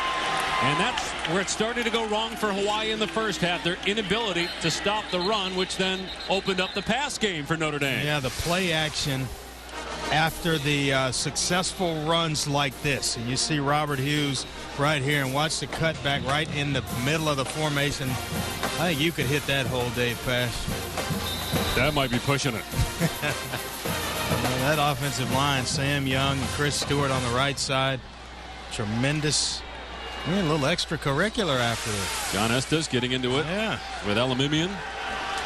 Boy, this is, I don't know about you, but I think by far the best game, at least the best first half plus that Notre Dame played all year, as Hughes to the second level out to the 40-yard line. Well, it's not just the second level. He's past the second level into the safety territory, which is that third level of the defense. And if that starts to happen when Eric Robinson, your safety back there, is making plays and tackles about every other down, then you are in some serious trouble defensively. What do you think has been the biggest key? This Notre Dame offense has not played like this in a long time. It's the offensive line. I mean, when you can run the football like that, and they're giving Jimmy Clausen plenty of time in the play action department where he can just sit back there and pick apart this defense. That's where it's happening, up front for Notre Dame. Here comes some pressure by Hawaii. And the pass set up beautifully. There goes Allen down the sideline. All the way inside the 20-yard line. John Finoti, a defensive lineman, maybe saved the touchdown at the 19. Well, this is Notre Dame operating its best offensive output of the year. Got Chris Stewart with a nice block, the right guard, and now it's just Armando Allen with tremendous speed once he gets to the edge. Well, you're making it look easy right now. I really think the fact that Notre Dame came into this setting to have fun as well as to play a football game has helped these guys. They look relaxed. They've played that way. And Jimmy Clausen's just doing what he did in high school. Lighten it up. Hughes hit hard by Elimimian. And Fale Laeli, minimal gain on first down. Well, we talked about the pressure, the 9-game bowl losing streak for Notre Dame, and how much pressure was on the Irish. And I think maybe Hawaii put a little bit too much pressure on themselves in terms of, this name opponent type thing. And it's Notre Dame coming in. We've got to have this win. And right now they seem to be reeling, certainly a lot more so than at any point for Notre Dame. They just seem to be calm, relaxed, and having fun all game long. Hughes hit in the backfield, gets maybe a yard or two as he drags Robinson, but it will bring up third down and long. Here's where you want an offense and third down and long, but we've watched Notre Dame convert on third down as well as fourth down. It was 4th and 1, and Clausen hits Kyle Rudolph for the 29-yarder down the sideline. So he's feeling bulletproof right now. There's nothing you can do to Jimmy Clausen to shake his confidence.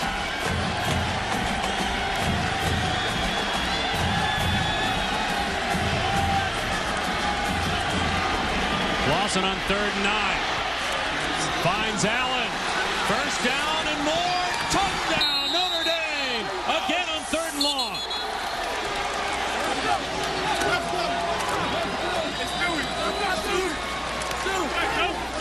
Well, you talk about explosive plays and an explosive player. Armando Allen, just a sophomore.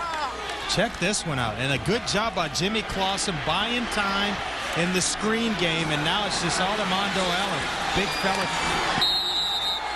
fella's blocking. Chris Stewart out in front throwing some nice blocks. Man, I tell you what, Charlie Weiss has got to be proud of his bunch right now. 4 touchdowns passing for Clausen. Point after is good. Some might say this is the surprise of the early portion of the bowl season. Not just the fact Notre Dame's ahead, but leading by 28. A lot of people picked Hawaii to win this game. Just a few weeks ago, the 67th anniversary since the bombing of Pearl Harbor, where just over 2,400 men and women were killed, another 1,300 or so wounded. Charlie Weiss said he took his team earlier this week to the Pearl Harbor Memorial, said it was an incredible experience for everybody. Yeah, they visited there. They had went to the the water park, as well as their own team barbecue on the beach. They just seem really, really relaxed. That might be the recipe for coming to play in this bowl game. Remember the last time Hawaii played a game here, they took Cincinnati to the wire. Cincinnati won the Big East. Sergio Brown takes down the return man shy of the 20-yard line.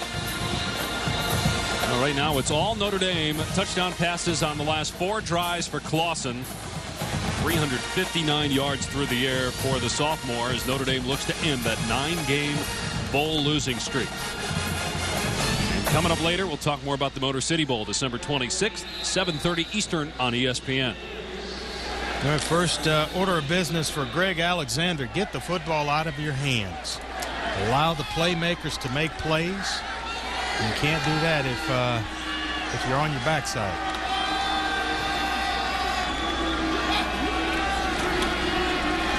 Just a 4-man rush for Notre Dame, and they still get pressure. Alexander takes off and gets maybe 6 or 7 and a penalty flag as Harrison Smith came in there late. Yep.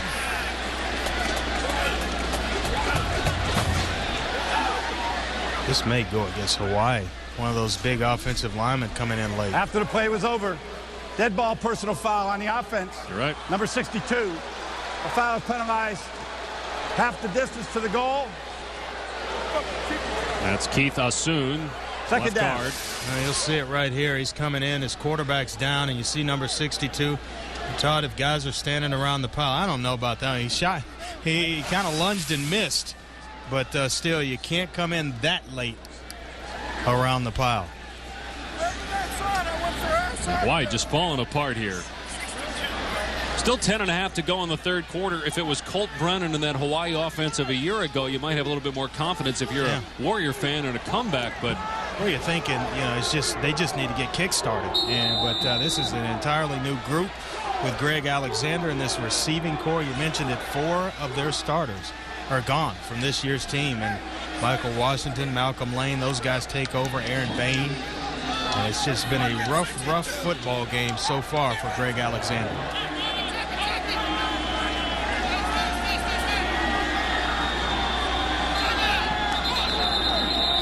And now a timeout called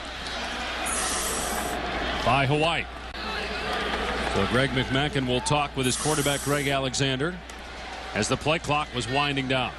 Well, you got to check this out. When things are bad, just when you think they're bad, they get a little worse. And Greg Alexander here, you're going to see the flag come in. Can't even grab that baby right now. It's bad for Hawaii right now. Hopefully he'll get this thing ironed out, get himself going, and get the football out of his hands. You can't allow, if Notre Dame's getting that much pressure, you've got to get rid of the football. He's talking with us soon about the penalty. Do you agree with my statement going to break about this being maybe the surprise so far bowl season, given the score? And a lot of people thought Hawaii was going to win. I think so. A lot of people thought Hawaii was going to win this football game, and the Irish, they were having no part of it. It was like talking with Charlie Weiss yesterday that he felt like his football team was going to play well. You could just kind of see the twinkle in his eye, and he knew defensively what he had to do, offensively, if A, B, C, and D happened, they could have some success, and it's all happened so far for Notre Dame.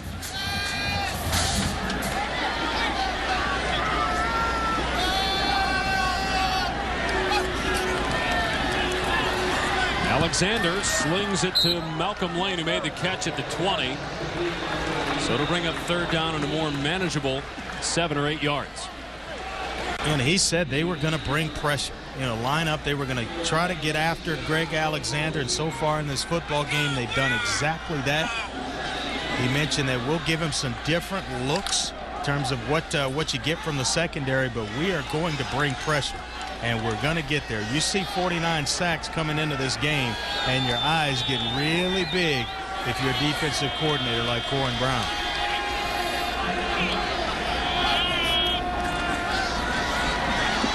Alexander forced out of the pocket again, but he's got Bain. He stays on his feet, then fumbled the ball.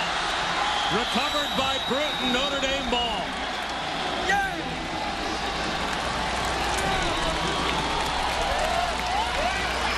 Well, right now, Hawaii cannot buy a break. Bain has made some tremendous plays in this football game. And you see Greg Alexander here step around the pressure, finds his receiver, now put the football away. And nice job by Kyle McCarthy, the senior strong safety for Notre Dame, and David Bruton, the other senior back there, coming up with a fumble recovery. So Bruton with an INT and a fumble recovery. And Clausen back to work, closing in on a career high in passing yards for the sophomore quarterback for Notre Dame.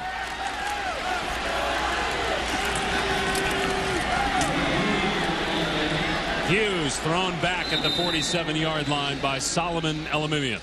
In depth. Let's go in depth with Jimmy Clausen. Doing more than just playing quarterback. He is actually growing up right before our eyes. Little hang loose sign right there, and his offensive line delivering the football. And you see him here on the sideline, involved in the game from when the defense is on the field, giving some leadership type stuff that you need to play that position. Well, I tell you what, I've been very, very impressed with him. Adam Leonard shaking up, the outstanding first-team all-WAC linebacker. How about this for growing up before our eyes? 20 of 23. That's 3 incompletions, 87% completion percentage for Jimmy Clausen in this football game. And he had only had 2 touchdowns in the last 4 games through the air, and those were against Syracuse in a loss, but he's got 4 in this one, and a Notre Dame bowl record for passing yards.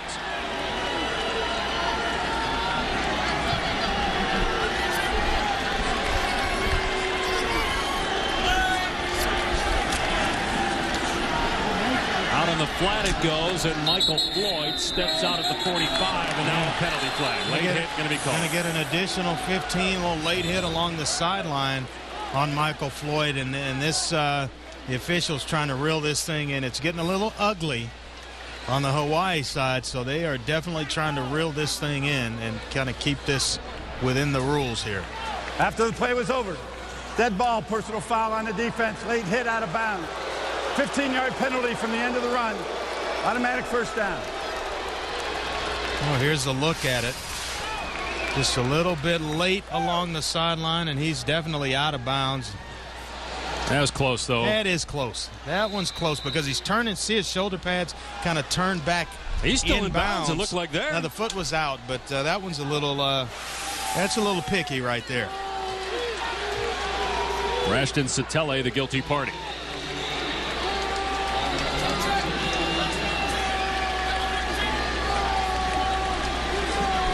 Notre Dame's season high in scoring this year is 38. We may surpass it on this possession. Hughes looking for a hole and stood up by David Vekune. First time we really called his name all game. ABC delivers an NBA Christmas special. Coverage starting at 2 Eastern with GMC NBA Countdown.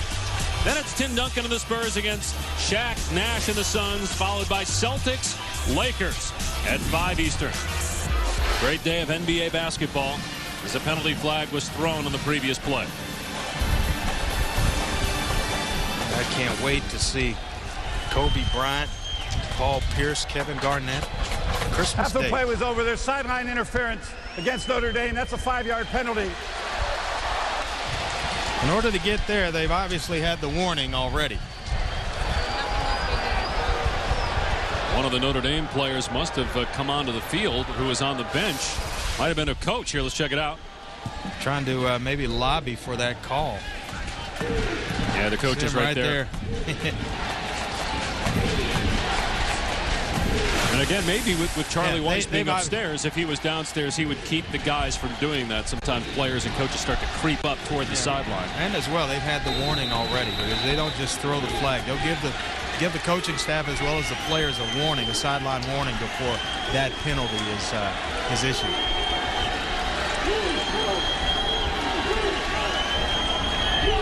So second down and 14 for Clausen. Here comes pressure. Clausen in trouble. Elamimian got him at the 40.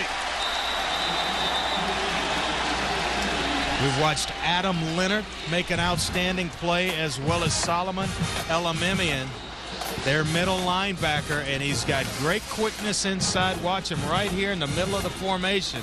And Clausen nowhere to go. That's just an offensive line breakdown right there. And Elamimian saw a nice little crease in which to get to the quarterback. He's the all-time leader in Hawaii in tackles. That broke a 36-year-old record. Some think he might be undersized to play linebacker at the next level. Well, you know, he's listed at 6 foot. There's an amazing amount of linebackers you see in the NFL on Sunday. And there's a lot of guys in the NFL who can throw that pass. And Jimmy Clausen might be one of them someday. What a beautiful throw to Golden Tate for the score. I think Jamil Dowling forgot to show up at Aloha Stadium today, because he has got a target on him, and Jimmy Clausen has just hit bullseyes. 401 yards passing for Jimmy Clausen and 5 touchdowns. We were talking about Elamimian. It's just surprising, and when you look on NFL rosters, how many 6-foot linebackers you see around the NFL. People talk about, well, it's not ideal size. Well, guys at that size are making it into the NFL at that position. So I think he's going to definitely have a shot, Solomon Elamimian. One after is good. I'll tell you what, yeah, more throws like this out of Jimmy Clausen, and he'll have a shot, big-time shot, at the next level. Beauty on a lot of levels tonight in Hawaii. What a throw.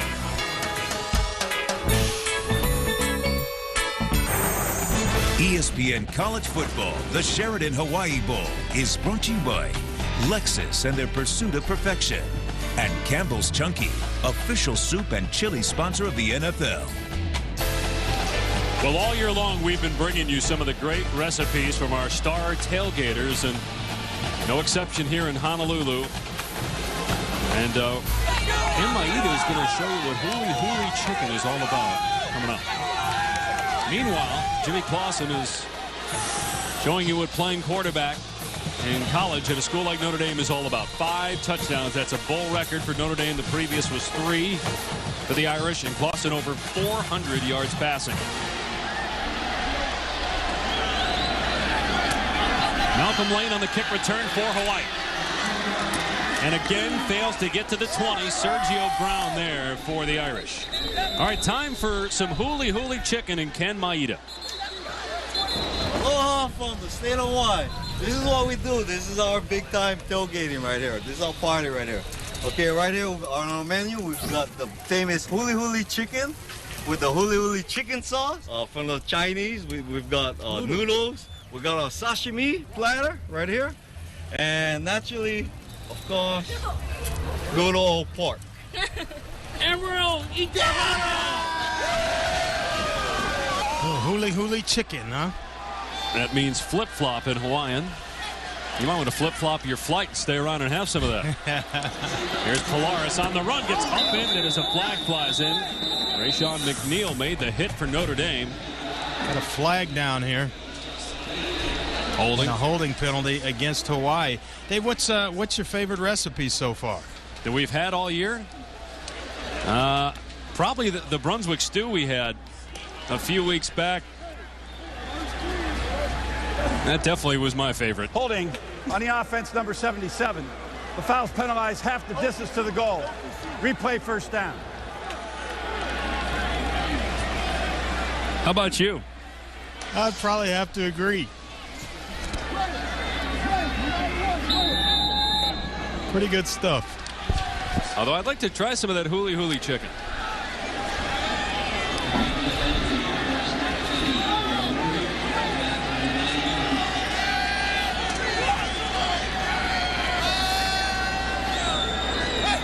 So first down for Hawaii, backed up inside its 10. That pass tipped.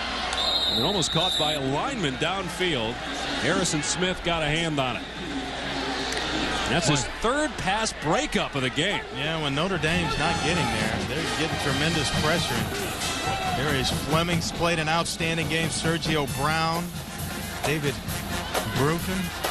Boy, they've looked well defensively. And this is, you've got a couple of seniors back there at safety, but everywhere else along this Notre Dame defense, you've got some youngsters that are playing that are going to be back next season for Charlie Weiss. So 2nd and 19. Alexander finds Washington across the middle. Dragged down by Harrison Smith at the 15. Going to bring up 3rd down and long. Well, LSU with more losses than any other national championship in some 60 years. Michigan goes 3-9. We saw them early in the year. Didn't think that they'd lose 9 games at that point. That high-powered Oklahoma machine offensively. 702 points scored. Breaks the FBS record that Hawaii set 2 years ago. Well, yeah, Sam Bradford winning the Heisman on his way to playing the national championship game. Movement is one of the wide receivers. It was Malcolm Lane on the near side who moved. Dead ball. False start. Number 89 on the offense. That's a 5-yard penalty. Still 3rd down. And with TCU beating Boise State last night, only one unbeaten left. That's Utah. They have any shot against Alabama? Well, they've got a shot, but I think Nick Saban's going to have the Tide ready to play, and they'll be a little angry and want to kind of redeem themselves after that loss to Florida. So I think they'll be ready to play, and they'll take care of business against Utah. Physical football team, Alabama. And Nick Saban named AP Coach of the Year. 3rd down and long for Alexander. And he's got Washington for the 1st down and more. In the Notre Dame territory before he's shoved out of bounds by David Bruton. That's what we expected to see most of the game from Hawaii. You know, you get the football to the playmakers and Michael Washington. Now there's pressure on Greg Alexander, but he shoots it out there in a nice little route by Michael Washington in the middle of the field, catches it, and it's yards after the catch. Biggest play of the day for Hawaii, 42-yard catch.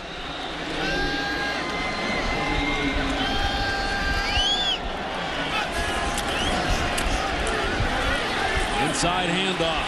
Daniel Lieber touching it for the first time in the game, and he gets another 1st down for the Warriors. Well, head coach Greg McMackin, this is what you want to see. You don't want your football team to fold a 10 up. This is an offense that can get yourself back, get back in this football game, score quickly, get some turnovers on defense, and you're right back in this, baby. You guys, right now, every possession of the importance for Hawaii.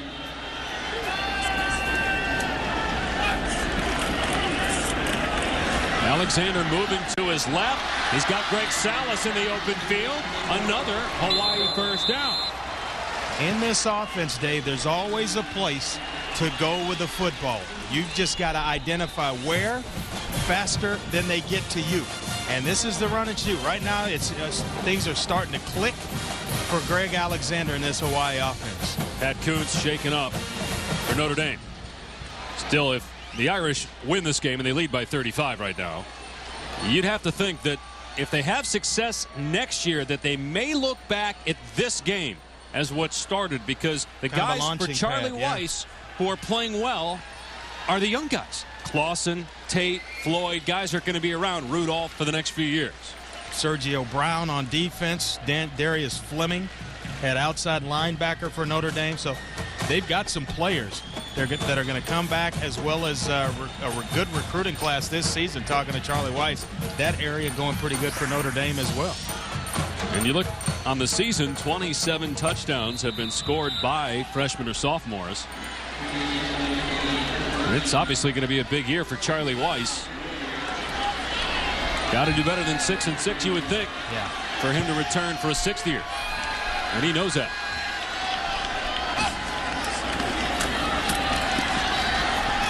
Over the middle, the pass is pulled in. And Bain gets away from the defender. And he's in. Touchdown, Hawaii.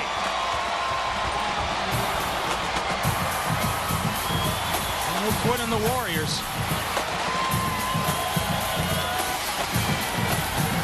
Now it's just a matter of what they're doing right now. The difference for Hawaii, protecting and giving Greg Alexander a split second longer to deliver the football. And Aaron Bain, he certainly knows his way to the end zone. David Bruton's missed 2 tackles that have resulted in touchdowns. He does have an interception and a fumble recovery. I'm sure he'll remember that as he's playing his final game in a Notre Dame uniform, but he's also surrendered 2 scores. Kelly on for the extra point.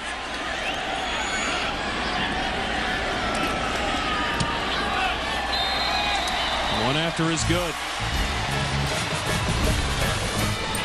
Back to Honolulu on Christmas Eve. Hawaii hoping Notre Dame takes a dive. Don't know if that's going to happen. Leading 42-14. Welcome back to Honolulu. Which one is the imposter? A couple different Santa Claus. Hawaii fans wearing Santa hats, but it's Jimmy Santa Clausen and golden frankincense and myrrh Tate. Bit of the story for Notre Dame today. 42-14. Clausen with 5 touchdowns, 3 of them to Tate. But Hawaii with a touchdown on the last play. Armando Allen for Notre Dame. And a big return. The kicker to beat. There he goes. Down the sideline. This is going to be a touchdown for Notre Dame.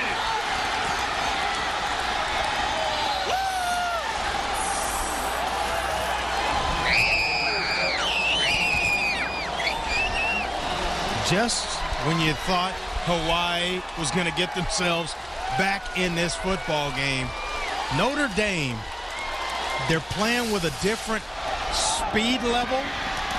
They're playing with somewhat of a swagger and certainly with a tremendous amount of confidence. And right here, Armando Allen, just a foot race to the end zone. His first kickoff return for a touchdown. It was 96 yards. His previous long was 53. This is impressive for Notre Dame. All 3 phases they have dominated. Offense, defense, special teams, and now Brandon Walker on for the point after. It's 49-14 Notre Dame. Merry Christmas, Irish fans. Wow. What a showing by Notre Dame. About a day early, and Jimmy Clausen having a sensational football game, as well as another sophomore, Armando Allen. We saw him take a screen pass to the house. He gets back in the end zone again on a kickoff return. Talk about answering the points of Hawaii. They didn't wait around long to do it. Notre Dame's wins this season came against San Diego State, Michigan, Purdue, Stanford, Washington, and Navy. Navy, the only team with a winning record prior to tonight that Notre Dame has defeated. Hawaii 7-6 on the season coming into this game. Well, fans don't like those flags. Every time they come out, the Boo Birds follow them. But what we're seeing from Notre Dame is what Charlie Weiss talked about when Jimmy Clausen and that class came in 2 years ago, saying, look, we've got the players, the recruits to come in and compete at the skill positions, at the quarterback position. Can they do this over the course of a season, not only against teams like Hawaii, but against the USCs, the Pitts, the Boston Colleges? He talked to us a little bit about that in terms of the recruiting department, and now it's like picking on need. They needed playmakers and good football players. Well, you know what? We've witnessed that from Notre Dame. Now it's going out handpicking areas of need for Charlie Weiss and his coaching staff, and that's where they're concentrating this recruiting class. There's Malcolm Lane on the return, and what a great play again by Sergio Brown. He's been terrific on special teams. He's got a blocked punt, 4 special teams tackles as well. I thought this football game was going to be certainly a lot closer than the score indicates right now. And I thought Hawaii would stand toe-to-toe with Notre Dame, but it has been totally dominated by the Irish. A lot of people thought Hawaii would win this game. It's a home game for Hawaii. They had won 3 out of their last 4 games, including a tough loss to Cincinnati. This is a big bully coming in your backyard and taking, your toys and your bicycle right now.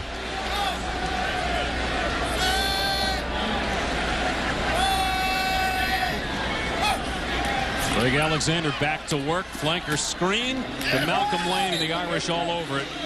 Harrison Smith made the play.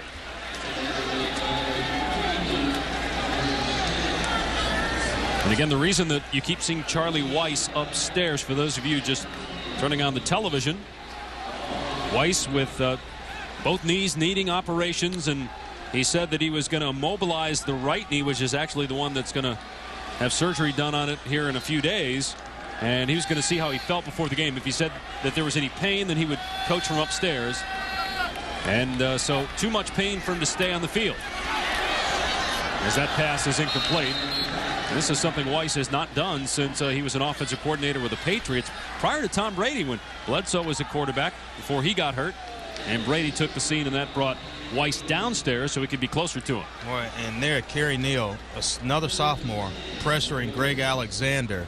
And this must be some sophomore class for Charlie Weiss. Ian Williams is the nose tackle. He's just a sophomore. Harrison Smith, you've called his name a few times. Of course, Jimmy Clausen, as well as Armando Allen. I mean, you've got playmakers all over, and sprinkle in a couple of true freshmen that are contributing, and this is the building blocks to something special for Notre Dame. Another sack coming. Alexander goes down to the 10. Nathan Johnson, along with Maurice Crum, who's playing in his final game at Notre Dame. Well, the last two BCS busters in the Fiesta Bowl 2 years ago, the memorable Boise State victory over Oklahoma didn't go as well for their WAC. The other WAC team, Hawaii, in the Sugar Bowl, losing to Georgia 41-10 after an undefeated regular season.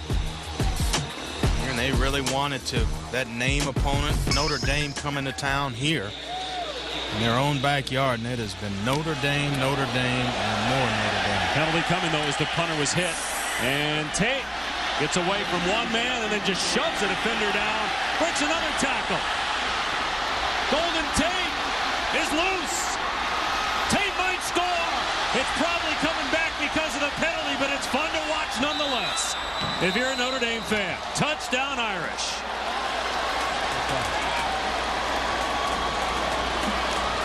I got roughing the kicker. We're gonna do it all over again. I got rough. Early indication. Personal foul on the defense, number 27, roughing the kicker. But boy, that was entertaining from Golden Tate. Probably gonna have to put another punt returner back there because he's out of gas. Broke about 5 tackles and ran about 300 yards. Well, this is Hawaii in their last 2 bowls against Georgia, and now Notre Dame outscored 90-24 in their last 2 bowl games. That's not supposed to happen to teams that run this offense or this type of offense. Well, you could certainly dominated last in bowl year, games. Yeah, dominated. But last year, again, you're playing Georgia, you're in the Sugar Bowl, and you're a WAC team. This year, though, a lot of people thought that they would beat Notre Dame, but the offense back on the field after the penalty. And, of course, another WAC team, Boise State, with another undefeated run this year in the regular season, but losing last night to TCU as Leon Wright-Jackson gets the call and gets maybe a yard. Well, they've played well up front. The linebackers have been active when they've needed to provide pass rush. Harrison Smith has been playing inside in that nickel package most of this game for Notre Dame and holding up very, very well. Just a sophomore. When you start talking about these guys as just sophomores and freshmen making plays for Notre Dame. Golden Tate, another sophomore, just returned that punt. Good throw by Alexander, caught for a first down by Bain at the 39-yard line.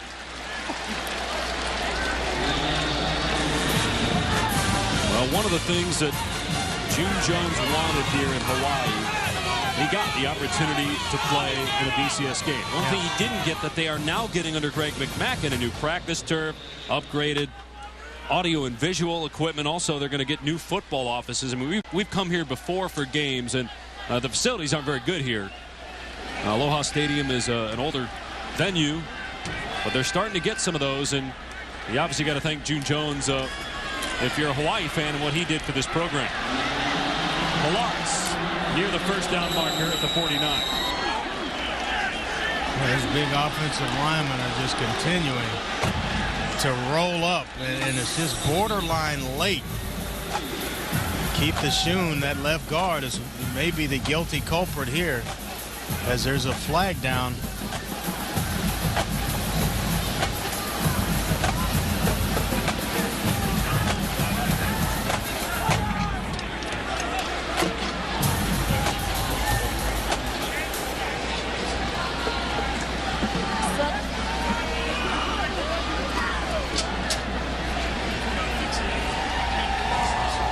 After the play is over, there's a dead ball personal foul on the offense, number 62.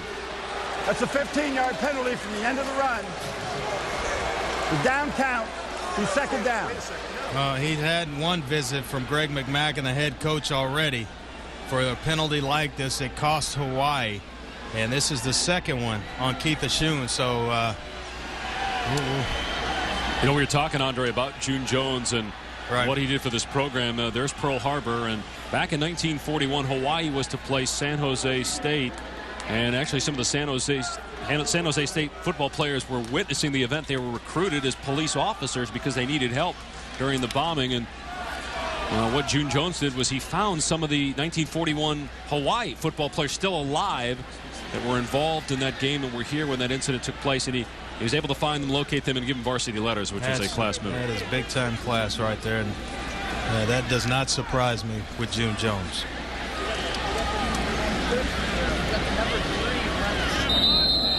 And you know, he's not having a lot of fun watching this. Part of his heart still here in Honolulu, even though now he's the head coach at SMU.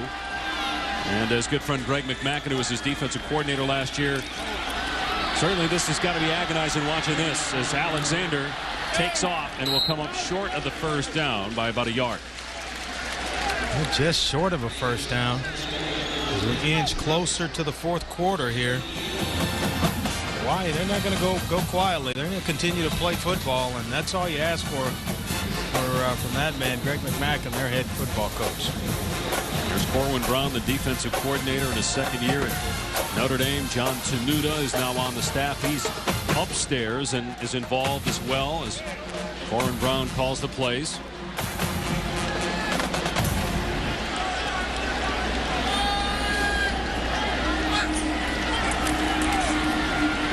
Alexander with a nice throw again. Lane on the catch into Notre Dame territory for the first down with 2 seconds to go in the quarter. We'll get one more play here before we turn things around and go the other direction. But you got to credit Greg Alexander. He's been hit, bumped, bruised, and still in there slinging it for Hawaii. And that's the end of the third quarter. Jimmy Clausen, over 400 yards passing, 5 touchdowns, and Notre Dame blowing out Hawaii. For the Irish, it is a wonderful life here in Honolulu.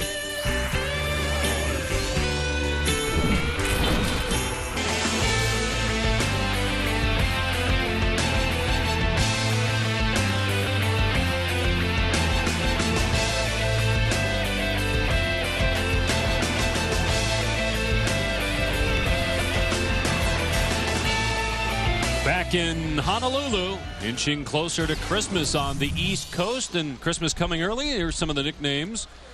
Yep. Dane Christmas. Al Rudolph. Jimmy Santa Claus. You came up with that one early. I like Rudolph the Red-Nosed Reindeer. That's good there. I like it. You didn't like the golden frankincense and myrrh one, though, huh? No. Or ASAP holiday shopping. Didn't like that one. Here's Polaris on the run on first down for Hawaii, down 49-14 in this game.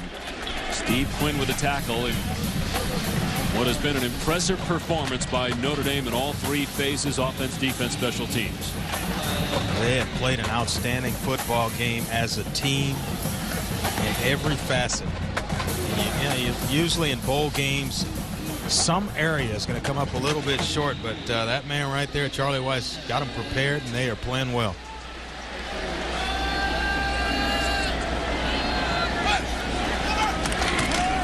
Alexander looking deep. Pass overthrown, incomplete.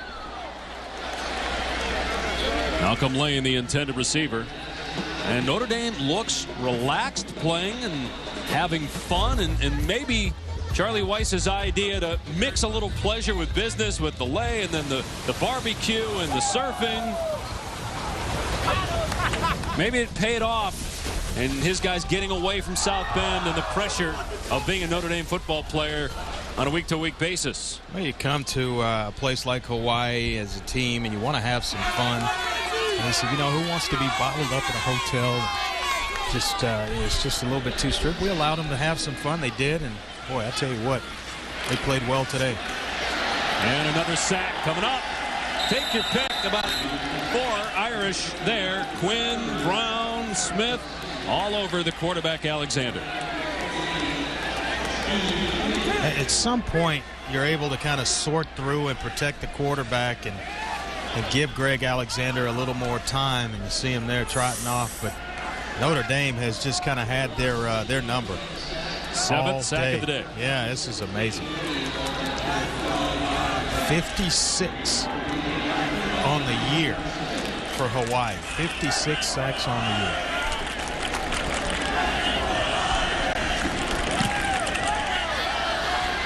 Prime signals for the fair catch, and he's got it at the 15 for Notre Dame. And Charlie Weiss talked with us about some of the benefits of the bowl game, the additional practice being a big one. Yeah, you get the additional practice time. It's like having a spring inside of the season, the youth movement where you get to work with younger players that will definitely have or get playing time next season as a recruiting tool. The only game on today, so a lot of Notre Dame recruits see them performing well, and then that next level, the seniors trying to move on to the NFL. Additional time for them to work on their games. Those are not the guys, though, that have shined for Notre Dame. It's the youngsters. And when scouts watch games, they don't normally keep their eyes on guys that aren't coming out, but they'll remember this performance by guys like Clausen and Tate, Michael Floyd, as Hughes gets the carry and gets about 5. Yeah, somebody better tell John Fenoti, the defensive end for Hawaii, that Notre Dame's not quite done yet. You might want to buckle that chin strap up a little tighter, as Robert Hughes just kind of trucked him. How big is this for Clausen's confidence? I mean, we've seen games where he's been on the run for his life. He needed this. I mean, he really did need this type of performance. Going into next season, there'll be some competition in the spring. He'll be pushed by Chris, the freshman. Hughes grabbed in the backfield and thrown down at the 20 by Laeli. But Jimmy Clausen, he's able to build on this. It could go a long way for Notre Dame football. Last year, split time with Evan Sharpley, and then this year, got just about every snap available. He had 5 touchdowns in this game, more than he had away from home in the season coming in. Yeah, it was bad. Away from home, just the 4 touchdown passes. Last 6 games, he'd thrown 13 interceptions, and now he's been unbelievable today. And again, all day to throw. Pass broken up there, intended for Hughes. So it's 4th down, a rare punt coming up for Notre Dame. May get themselves some pretty good field position here. Tossed back to boot it away. And Aaron Bain to receive.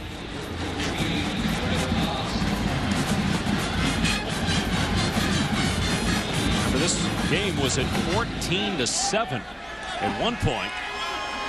First punt for Notre Dame since early in the second quarter.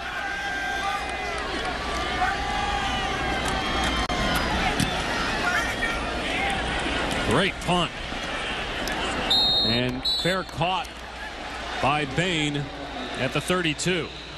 It's always tough for a Notre Dame team to handle the ups and downs of the maze of a college football season, but the maze ends tonight in Honolulu. Coverage of the 2008 Sheraton Hawaii Bowl. It has been all Notre Dame. Jimmy Clausen has thrown 5 touchdown passes. He's got 401 yards through the air in Hawaii, and essentially a home game for a Warrior team that almost beat Cincinnati, the Big East champion, on this field just a few weeks ago, down 49-14.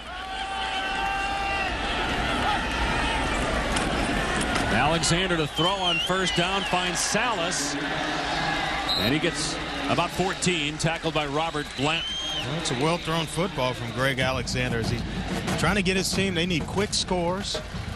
And the ball back in some fashion by the defense. They're going to have to score every possession to get themselves back in this one. May not even get 5 possessions. here in the final 11 and a half. Alexander in trouble again and sacked again. 8th sack for Notre Dame. Scott Smith gets credited with a sack this time. Well, it's just taking the receivers a little long to get into their routes, and you know, once you see the quarterback, or that's been happening all game long. Now it's a sense of urgency when you're running your routes. Watch the receivers here getting down the field, just taking a little bit too long. Michael Lane just, you know, kind of meandering down the field. You got to come off with a sense of urgency. And it just seemed like that from the get-go with Hawaii. That pass in the dirt. Gonna bring up 3rd down and long. Well, I think it goes all the way back to watching pregame warm-up. We talked about it. Notre Dame had this pep in their step, so to speak, and looking at Hawaii, they just kind of looked like they were just, you know, sleepwalking a little bit. It showed up early in the first quarter. You wonder if the pressure of playing the name of Notre Dame had something to do with that. Maybe the energy sapped even before the game because of all the talk here about playing for the state of Hawaii and Notre Dame coming here.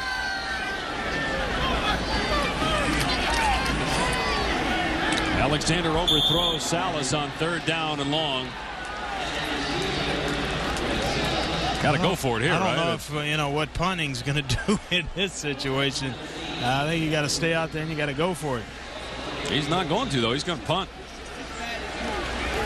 Conceding, I guess, at this point, down 35, just hoping it doesn't get worse and even more embarrassing. Oh, you forget who's back there. With the exception of that roughing the punter, that Golden Tate would have himself another touchdown. Dangerous punt return. He had that punt return for a score that was called back. He does have 3 receiving touchdowns in this game. He's going to let this one bounce at the 25, and it takes a Notre Dame hop across the 30-yard line. Sun setting on the season for Notre Dame and Hawaii. It's going to end on a positive note for the Irish as they lead Hawaii. They're going to end that 9-game bowl losing streak. ESPN College Football, the Sheridan Hawaii Bowl, is brought to you by Sheridan, because you don't just stay here, you belong. Mercedes-Benz, located on the web at nbusa.com. And Capital One Card Lab at CapitalOne.com. What's in your wallet? Now the Notre Dame and Hawaii players learning how to luau. Hey, how about a nice apple pie here? Notre Dame winning that one. Having fun off the field and on the field tonight as they're blowing out Hawaii. Winning this one as well. 49-14 with just over 10 minutes to go. We have a new quarterback. Jimmy Clausen has done a Notre Dame bowl record of 401 yards passing and 5 scores. Evan Sharpley, who's thrown only 3 passes this year after playing in 8 games and starting 2 last year, getting a chance to play as a senior. And a running play. Jonas Gray gets a couple of yards. I wonder if Evan Sharpley thought that he was going to see action at any point this week in this football game. We got an injured player down for Notre Dame. There's Mike Haywood, who just accepted the Miami of Ohio head coaching job, bringing the number of black coaches in college football, FBS, to 6. And, you know, we talked with Mike Loxley, who took the head job at New Mexico, and Ron English as well this year in person, who took the job at Eastern Michigan, and both said, you know, you got to be picky. You got to pick a job where you can go and win. Although Turner Gill proved otherwise. He went to Buffalo where nobody had won, and he wins the MAC championship there. But you would think at Miami of Ohio, the cradle of coaches, right, and the success they've had in the past when Roethlisberger was there, that Haywood can win there. Exceptional in terms of tradition for Miami University in Ohio. Hey, Mike Haywood, he went into a good situation. This is a good head coaching job for him, and I think he's going to do very well there. And then Ron English hoping to pull a Turner Gill and go to an Eastern Michigan school that hasn't won championships and try to get them to that next level. And you got Turner Gill as well as Mike Haywood and Ron English. All 3 are in the MAC, so they'll be set to face off against one another next season.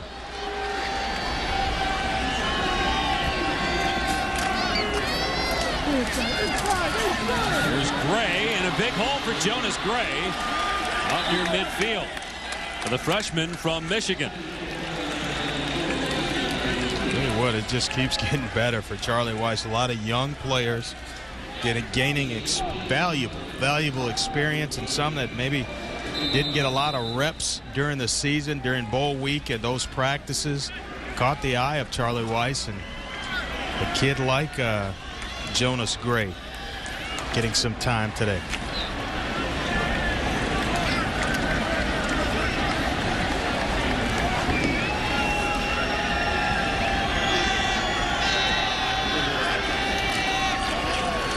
Here's Gray again, and this time Hawaii's got him in the backfield.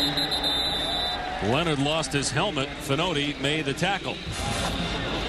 Capital One Bowl week continues with the Motor City Bowl Friday night on ESPN. Rusty Smith and Florida Atlantic against Dan Lefevre in Central Michigan. Two good quarterbacks will be on display in that game on Friday night from Detroit. We watched Dan Lefevre light it up for Central Michigan against Purdue. I want to say this is their third straight appearance in the Motor City Bowl, Central Michigan.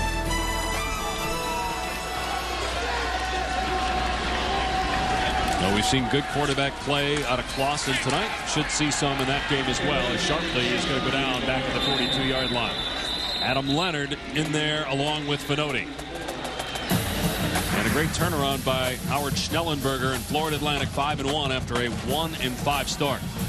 He knows how to coach in bowl games. You see his bowl record there, 5-0. Michigan, we mentioned that their third straight Motor City Bowl appearance. Well, they were in a nice battle last year with Purdue. That game went right down to the wire.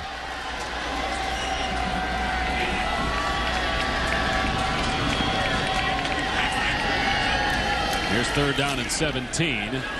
Camara. And he gets a few yards, and Notre Dame will boot it away. Calvin Roberts on the tackle. Well, you talk about young talent at Notre Dame. How about Nate Montana, son of Joe? The freshman, 6'4", 200 pounds. Remember back when Joe Montana played in the Cotton Bowl. He came from behind. The hypothermia went in. They gave him some soup, came out in the second half, brought him back against the University of Houston.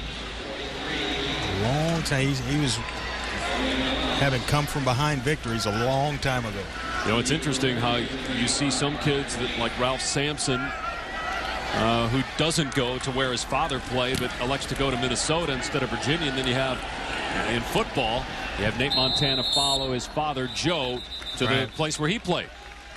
Notre Dame, always hard to follow in your father's footsteps wherever you go, but you would imagine especially tough to go to your dad's school and have it be Joe Montana and have it be at Notre Dame. I mean, talk about pressure.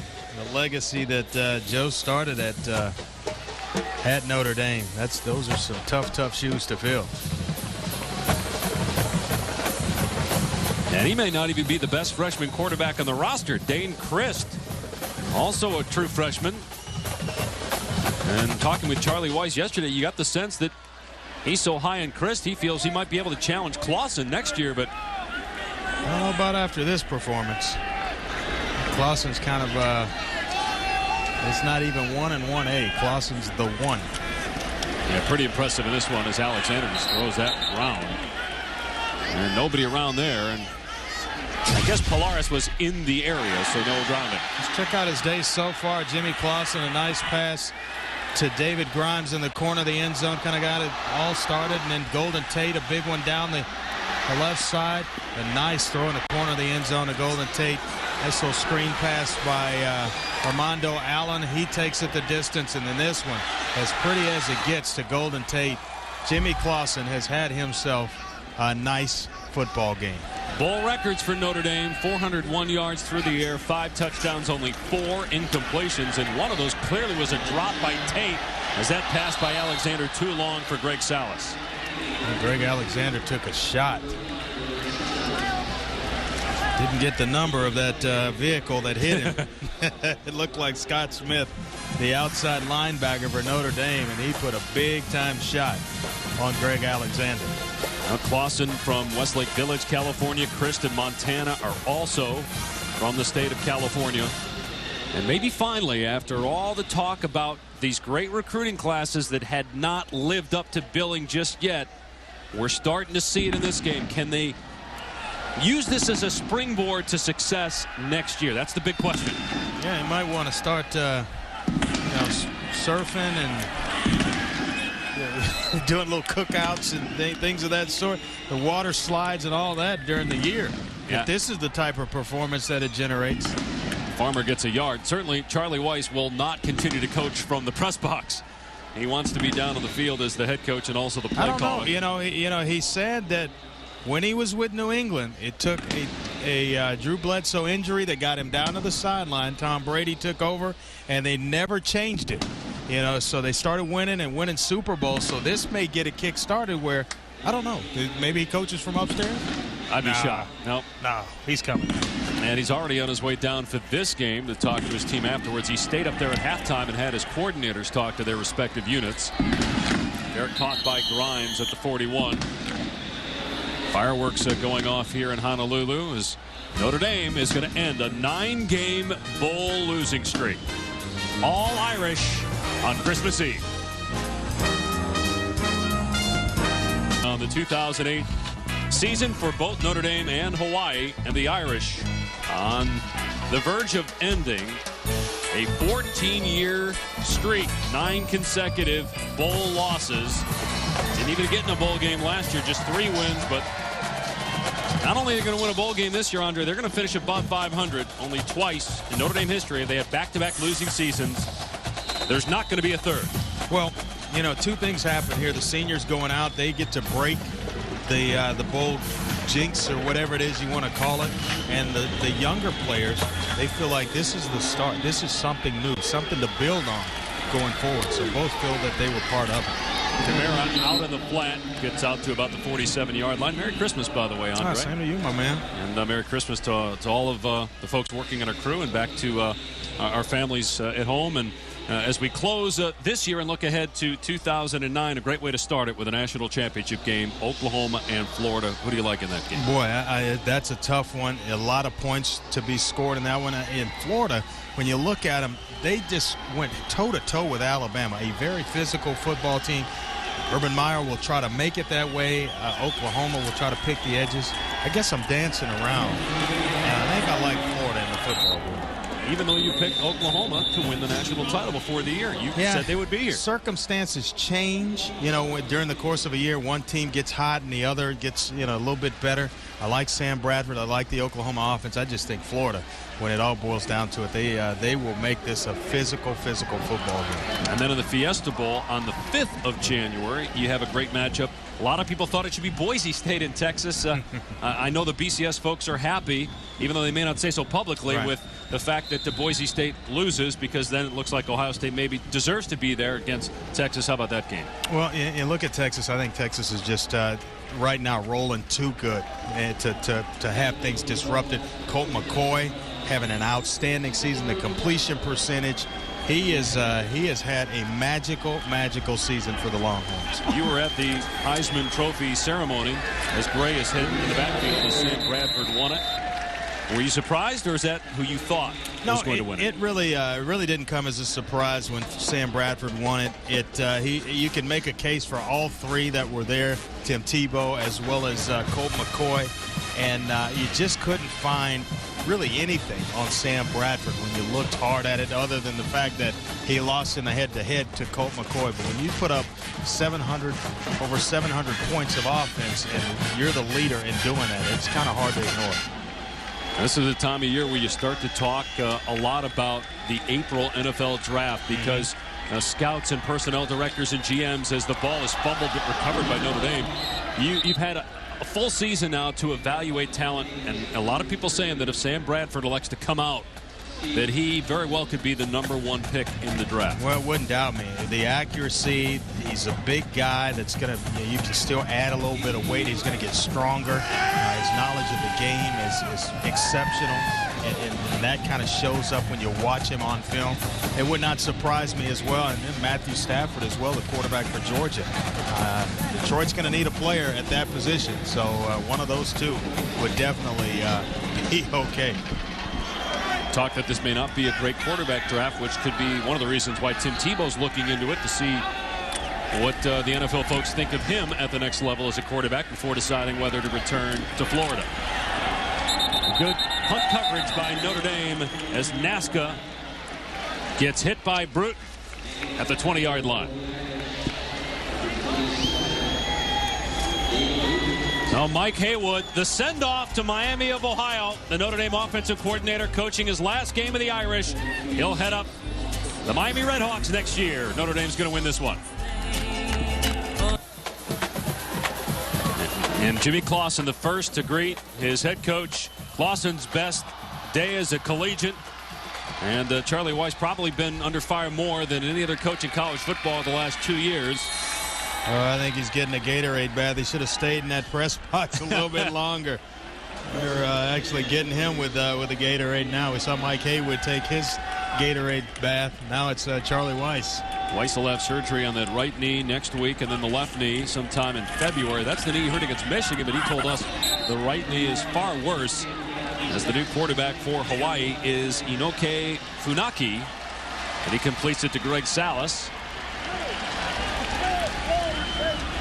He hadn't thrown a lot of passes. He was called on earlier in the year when Greg Alexander struggled.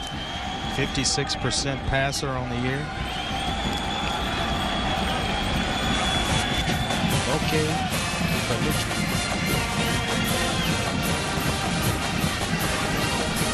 Well, and you've got some protection around Charlie Weiss in case an errant player should be over there trying to make a tackle or something. Well, he said one of the strength guys would definitely step in front, the other would step away, is how he put it.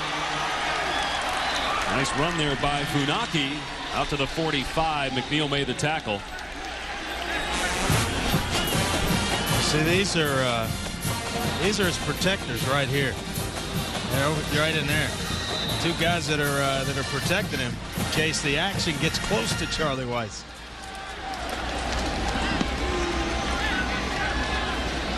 Now the Secret Service was in Hawaii earlier this week. Weiss might need some help down there. A little extra protection. Good toss by Funaki. Finds Greg Salas into Notre Dame territory at the 42. Capital One Bowl Week continues on ESPN Saturday with 3 games starting at 1 Eastern with the Minor Key Car Care Bowl. West Virginia taking on North Carolina, followed by the Champs Sports Bowl. Wisconsin and Florida State. Miami and Cal in the Emerald Bowl is the nightcap at 8 Eastern time. Capital One Bowl Week on ESPN Saturday.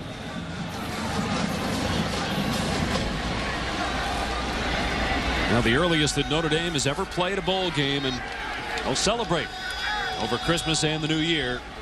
A winning season and a victory essentially in a road game for all intents and purposes here at Hawaii. The last bowl victory for them was against Texas A&M. 24-21. Lou Holtz was the head coach as they won the 1994 Cotton Bowl. McDougal was the winning quarterback. He threw for just over 100 yards in that game, and they won. Jimmy Clausen throws for over 400 yards in this game here tonight, and Notre Dame's going to win it over Hawaii. Different way of getting it done, but the same result. Win. A bowl record for Notre Dame, the previous high back in the Sugar Bowl some 16 years ago against Florida. Pass on the money to Washington for another Hawaii first down. And for the Warriors in a losing effort, Aaron Bain had a great night with 8 catches and 2 touchdowns. He's a senior from Oahu. This is Inoke Funaki. He's actually throwing it around pretty good, getting it out. He had to pull it down and run with it a couple of plays ago, and he looked pretty good doing that. Well, both Alexander and Funaki will return next year. It'll be a decision for McMackin. You know, Tyler Gronke was supposed to be the guy. He was the backup to Colt Brennan the last few years. Started a couple of games when Brennan was hurt in 2007, but he had some off-the-field issues. Right on cue, Andre Ware. How about that throw by Funaki? Touchdown to Washington.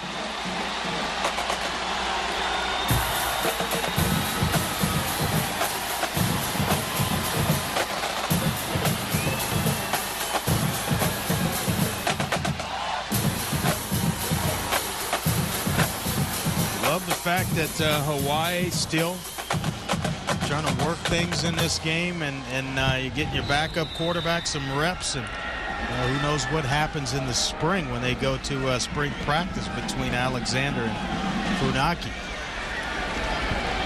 7 touchdown pass for Funaki this year. Washington with his 6th touchdown catch. Second team all-WAC performer. It has been an aerial show tonight. 8 touchdown passes combined between both teams. Not sure the reason for the delay here, but Hawaii's missing a player. Just kind of trotted out there and holding things up for him. He didn't start the 25-second play clock either. Kelly able to put it through. 49-21 Notre Dame. Well, you see it right here. Inoke Funaki right on time, delivering the pass, and that's a nice play to Michael Washington. When you needed a big play, he delivers. And look back and say, what if? Well, some people thought, including yourself, TCU would beat Boise State last night. So, therefore, is this the surprise? Maybe not the Notre Dame wins, but by the margin, just blowing out Hawaii. I think definitely, if you're looking at the bowl games and judging them for this point, at this point right now, this is definitely a surprise. And people around the country that have tuned into this one are totally surprised with Notre Dame and their offensive output. SportsCenter coming up next on ESPN. Highlights from this game. Don't forget on ABC tomorrow, an NBA doubleheader. Suns Spurs followed by Celtics and Lakers in a rematch of the NBA Finals. And more college football as well. Motor City Bowl on Friday. 3 games on Saturday for you. Tonight belongs to Jimmy Clausen. Highly touted #1 high school player in the country. By most accounts, a couple years ago. Struggled as a freshman, had his moments as a sophomore, but inconsistent. But he went wild tonight with 5 scores and over 400 yards passing. Even in Hawaii, they know SportsCenter's next. Onside kick attempt. Flag flies in as Tate recovers it for Notre Dame.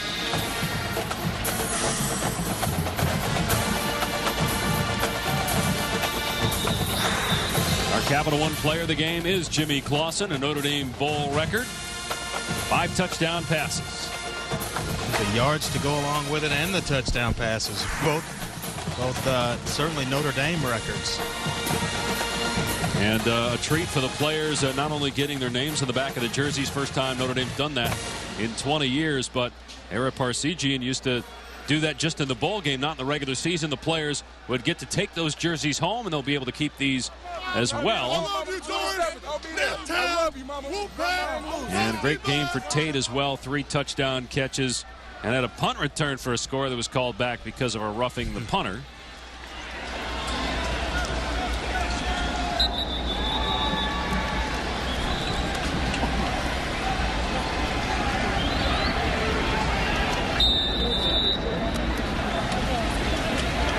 Long flight back to cold South Bend, but I think Notre Dame will take it. I think you're right. Sharpley will take a knee. We'll have to do it twice more likely, and that'll be it. Charlie Weiss with his first bowl win at Notre Dame. Well, I tell you what, he's got some young talent, and I don't think it's going to be his last. I think they'll be right back, and they'll be the talk of college football. One of the certainly coming in to the season next year with a lot of young talent, and Jimmy Clausen really having his coming out party in this one. Didn't participate in a bowl last year with just 3 wins in the regular season, and then they were in 2 BCS bowls in his first 2 years. Lost to Ohio State in the Fiesta Bowl and then in the Sugar Bowl the following year. Back in the bowl game this year, gets a bowl win, and now knee surgery upcoming for Charlie Weiss on that right knee next week, the left knee in February, and likely in a golf cart for spring practice, and then back on the field. He hopes for the fall, and what he also hopes will be his best season at Notre Dame, and it's obviously going to be a big year for him. And no doubt about it. They'll continue to recruit. Certainly recruits have watched this one and impressed with a young talent. And Notre Dame's calling and knocking on the door. You're certainly going to answer it. Pay close attention after a big-time win like this one. That'll do it. That will do it. Notre Dame beats Hawaii 49-21. That 9-game bowl losing streak is now just a memory. Jimmy Clausen, the story. 401 yards through the air and 5 touchdowns. Weiss coached from the press box and had a bird's eye view of a Notre Dame thrashing of Hawaii 49-21. We had it all the way. Fantastic. This has been a presentation of ESPN, the worldwide leader in sports. SportsCenter is up next. Tune in to ESPN News for our postgame extra here in a few moments. For Andre Ware, our entire production crew, I'm Dave Pash. Merry Christmas and aloha from Honolulu. SportsCenter is now